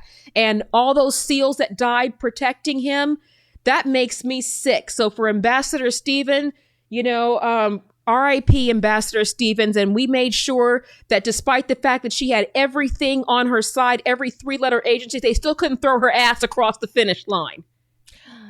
Amen, sister. All right, we got to take a moment to read an ad from our partners at Rumble Wallet. Okay, if it will start. Now it's not loading. Okay. They told me, nope, I gotta wait till I gotta wait a few more minutes. They gave me the notice and then it went away. So y'all are lucky I didn't have to read another ad. But, all right. Is this our, 3 left. Yep. I thought there was 2 left. Can you do 3 more? Let's go. Let's get it. Come on. All right. When I hold up like this, Ryan, when I signal her, it's because I got an ad coming in. Did you? Mayor Mamdani and some members of New York City Council are calling for the release of a city council employee who is now in ICE custody. The man works as a data analyst at City Hall. His arrest sparked outrage last night. Homeland Security officials identified him as Rafael Andres Rubio Bojorquez, a 58-year-old immigrant from Venezuela. Rubio entered the United States on a B-2 tourist visa in 2017, said a department spokesperson, that required him to depart the U.S. by October 22nd, 2017. I'm sorry we have to be here for what is becoming an all too routine situation, which is that a law-abiding immigrant with work authorization who is allowed to be here does the right thing and goes to their required check-in at an ICE facility, and instead of getting rewarded for doing the right thing and following the right way, he is arrested and detained and likely on a path to removal unless it can be stopped. But his supporters disagree, claiming that like so many other immigrants, Rubio Bojorquez was granted temporary protected status by the previous administration, and that President Trump's attempts to revoke that status remain in dispute. Authorities maintain he has a previous arrest for assault. Temporary for a reason. Council members claim he signed a statement insisting he had never been arrested. Mayor Mamdani is among many elected officials condemning the arrest and calling for Rubio Bojorquez to be released. This is an assault on our democracy, on our city, and on our values, he said. I am calling for his immediate release and will continue to monitor the situation. Mayor Mamdani and some members of New York City. Who the freak does Mamdani think he is? I wasn't briefed. Nobody has to brief you on anything. You are the mayor. Go sit down, preferably in Uganda. I'm like over here like, but does no one understand the key word here? Temporary. Do you realize how watered down? That was sweeter than, you gotta be kidding me of going, he hasn't, temporary means it was temporary. Okay, that means you are a guest in this country and you are here at the discretion of the law. Right. So but where did 2017 come in? He's been checking in. So you got to be kidding. So if I show up to parole meetings, does that mean I didn't do the crime? It's a good But like these that. people are all word salad, and Kamala was the queen of that.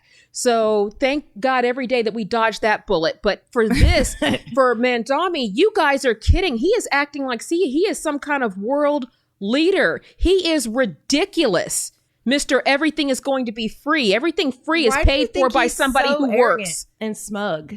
Like, where does the arrogance come from? Because he's being propped up by the globalists. This guy's never had a job. Never. He's from Central Casting. He literally, AOC got her job the same way. She auditioned for it. Okay. And Soros. That exactly. But what he believes is, again, but there's a reason I tell people, why do you think he went to New York City? I'm just telling you, why would a globalist who wants communism, okay, which is totally against the grain, Okay. Why would he go to New York City? Why wouldn't he go to California? Why wouldn't he go out to California where they embrace this and all these, or Minnesota? He went to New York City because it is our financial hub. That's right.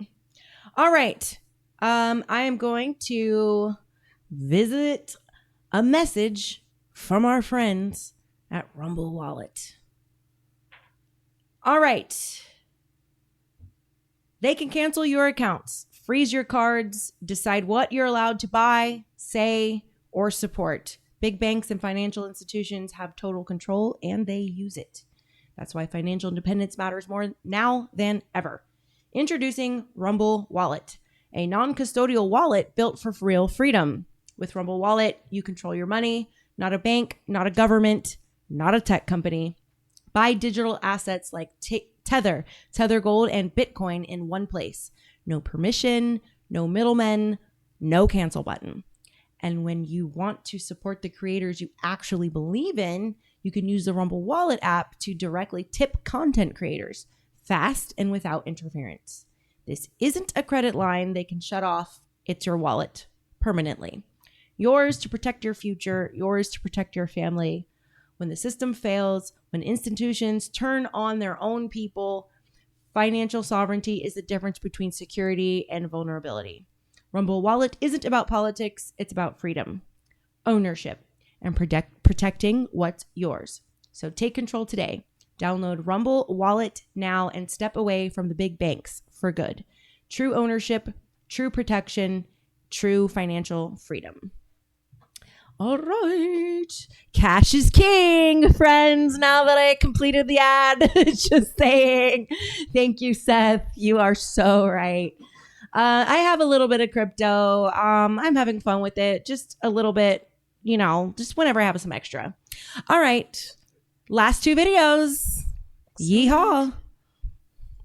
Guess who hired a lawyer? Renee Good's partner. Oh, and by the way, Julie Kelly reporting that they're not married. That this was just her partner, not married. her lover. And that they've now, she and the immediate family have hired the same lawyer who represented the George Floyd family, and that it's a Chicago-based law firm, Romanucci and Blandon. Never heard of them, and I practiced law in Chicago for a while.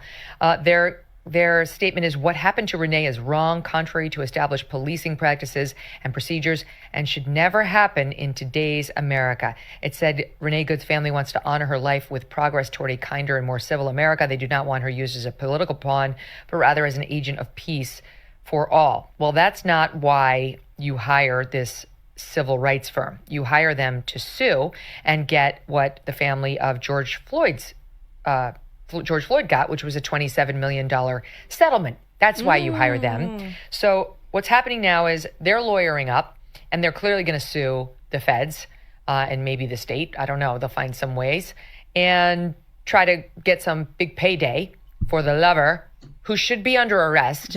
She should be in handcuffs. And then there was news today that that's what you were saying. 6 she should be under arrest too. Correct.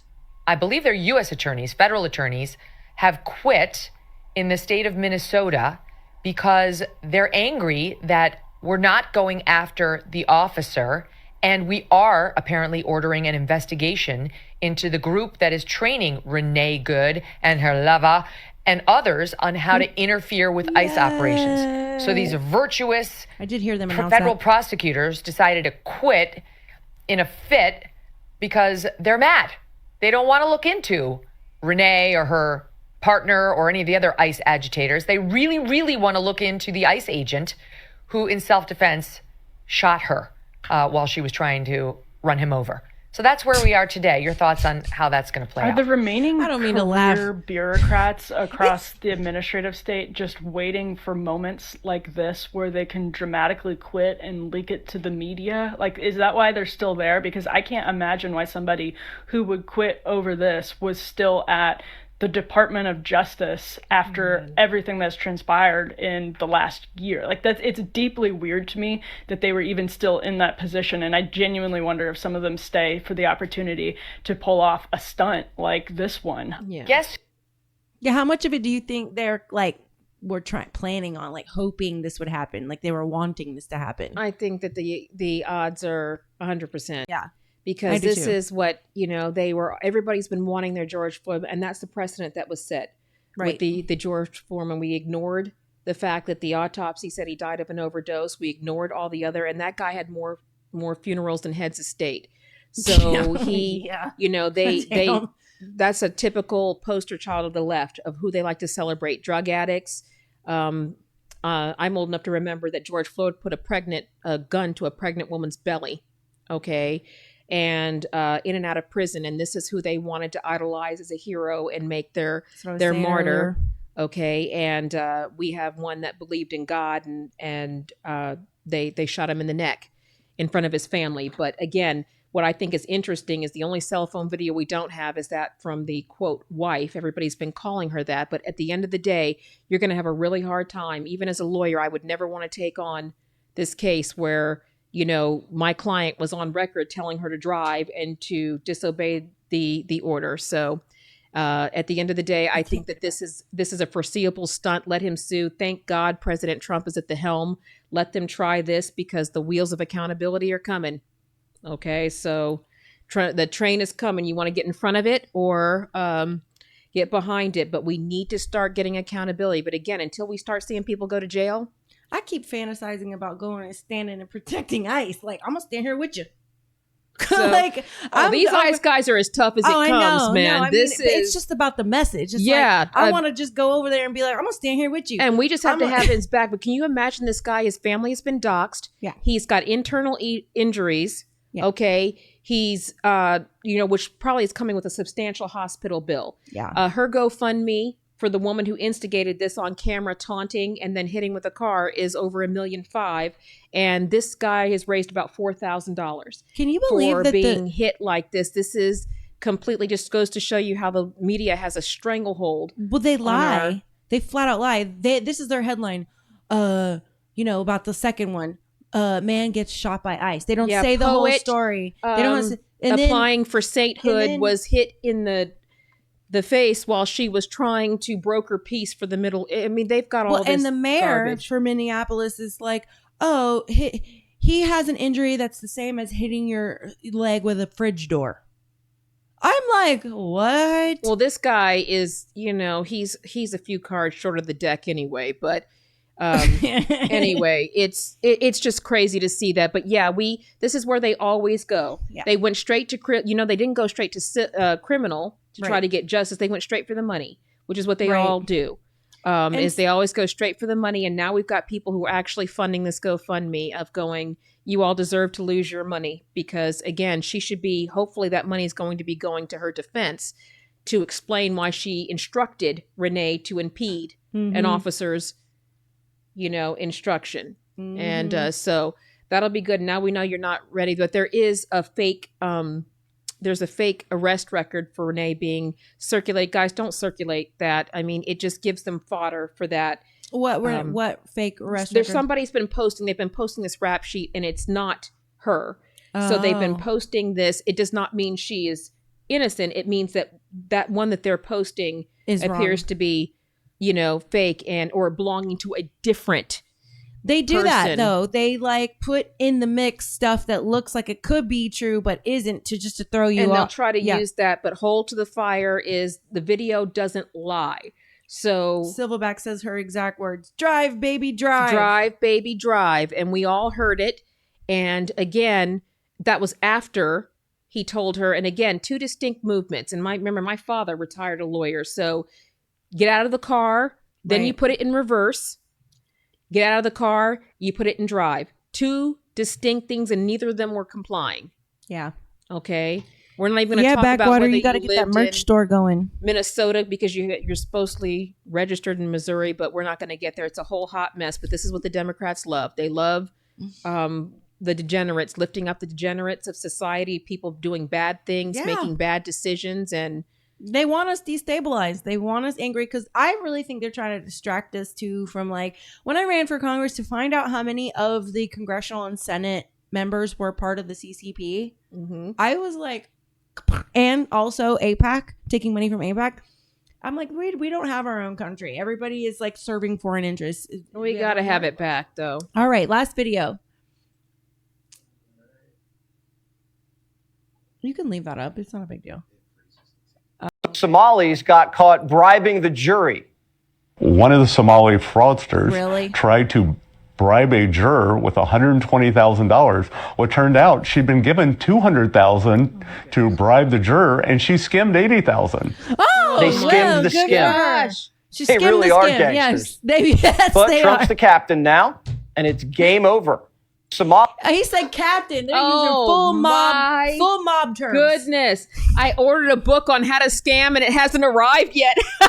So that's... Did you get me a copy? Oh my gosh. You know what this reminds me of? What is that Pirates of the Caribbean where he goes, I'm dishonest, and you can trust a dishonest guy to be dishonest, honestly. Yes! That's such a great line. There's no honor amongst thieves. Yes, there isn't. She skimmed 80 off of it, bruh. Why not? You know what? If I was fucking doing that shit, I'd skimming too. Like, why is this so mind blowing my for people? goodness this gracious. Is like, well, duh, she did. Of course she did. But she obviously leaked it, so you should have skimmed maybe only 70 because she still sold you out, bruh. A nice 69. And like she 69,000. I can't even. Never say 69 with that woman. Oh, I swear. Ever. It just, the imagery is too awful. Are you thinking of her brother? Her my brother? And just her so boldly. I'm not worried about being deported. I'm not worried about any of that. I'm like, you're not even a little? And people like we should get her a ticket. I'm like, a ticket? We should get her a catapult. You guys are going to pay for a ticket? People were like, she should be in jail. Well, but here's my problem with the jail thing. That's what I was just about to say. You took the words out of my mouth. I don't want to pay for her to be in jail. Our tax dollars. I am willing to risk that. If she can't be deported, then I am willing to give up, because I tell people it's good when it's other people's money. I think I will write checks. I think she should go face the music in her own country, because didn't she run because her daddy was, But conquered? I mean, the fact that she's been allowed to remain here, it's crazy, and we can't get her off of any of these committees, and people are still protecting her. It is absolutely ridiculous. Crazy. Okay, Miss Raymond, now has come the time in our show for you, my dear, as the guest, to pick our fan of the day. What they get is my autographed show notes with a lipstick kiss, but you could kiss it. And you could sign it. They would want the Luna. I got the no. I think they want you, because that's the spicy. I got my lipstick somewhere down here. So I would have to. I feel like there's two that really stood out, and it's got to be from you though. I'm gonna. But it would be because it would be either Woodrow or Silverback, and I think I have to give the nod to Silverback. All right, Silverback. Have to give it to buddy. You got good luck this week, bro. No, he stepped up. He's listening. He's engaged. He called. He's trying to be part of the discussion, and he's really thinking about stepping in. I can't ask for more than that. Yay, Silverback. You got it, buddy. So now the rest of you gonna have to step it up, because you know why? Now we have our two-time winner in the show history. And let alone in the same week. I've had to special accolades to Woodrow. And Woodrow got it 2 days ago, which is hilarious that she picked them. No, they do really bring the energy, those two, especially They this do. week. We had a They lot really of great ones in there, and I'm really grateful. Thank you guys. He for says, the love. thank you. Awesome. Thank you. And Seth is saying they're all congratulating him. Good job, brother. Backwater saying he deserves it. And Backwater, I forgot to mention him. And then Backwater saying double kiss, put both kisses on it. All right. Well, Miss Raven, if you want to go to a solo shot for her, can you give us a good summary of you and how they can support you? Please donate your dollars to Miss Raven. We need the establishment to have their ass kicked, and the only way we can kick their ass is if we don't take their money, and the people support each other. We can't take their money and conquer them. So please support Miss Raven. Raven, tell everyone your final words and how they can support you and visit you frequently. Yes, they can. And thank you, Patriots, for this time. It's been really awesome to be able to interact and engage and to tell you I have a really core philosophy. People don't always remember what you said. They remember how you made them feel. And hopefully I've made you feel like America is worth fighting for, that we're inspired, and it can be done. We can do it. So I'm asking you to join me. You can reach me at ravenharrisonforcongress.com. That's my website. That's the best way to fan out. I'm all over social media. Raven Harrison for Congress. I am Raven the Conservative Warrior. I am all those things, but I'm a servant of the people. And that's what we are here to do. So we're going to be out. I'm going to be here with Luna. We're going to be taking great pride in taking our country back, not our shoulders down and depressed. We are shoulders back. We are strutting. Okay. Don't just walk, strut. So again, it's going to be, America is great, but in order to that, we have to get patriots back to the front line. So engage. If you can write checks, everything helps. But remember, this is a hands-on, saving our country, and our military knows this better than anybody. This is a hands-on. We don't win wars from the back seat. We don't win them from the sofa. We win them by being engaged. And we don't go into fights we can't win. We can win this, but it's going to take all of you to help me. We're going to get it done. We have a plan. We have a way to get it done on this side and when we get to the swamp. So I'm asking for your help, Raven Harrison for Congress, but let me know how you're thinking. Reach out to Luna. She knows how to reach me, and hopefully I'll be up here again helping you do it, but we're going to keep it spicy. So just know we're going to do it in a fiery way. We're going to do it in a way that would make it proud. We're going to be worth the sacrifice that many of you have made for this freedom and get our country back. So thank you so much for your time. And until I see you all again, keep fighting. Thank you so much. Marcus says, great live ladies. Miss Raven, I keep you in my prayers. Thank you. Backwater says, I got you, Miss Raven. Thank you. Silverback says, I will be reaching out to her and her office for assistance. Yes. And then Silverback is saying, Raven Harris for Congress. Backwater says, true patriot. And just lots of people in the chat just really giving you lots of good kudos. Thank you, guys. They love you. And I am so glad you came onto my show. It was a pleasure. You're welcome back to my show anytime. And I will be more than happy to come down to South Florida and campaign and knock on doors. Oh, we're taking that. I love knocking on doors, girl. Can you imagine her knocking on doors? Yeah. Come down to Boca and help me knock on doors. Let's do that. Let's do it. All right. And with that, my patriots, I love you all. And with that, I bid you adieu.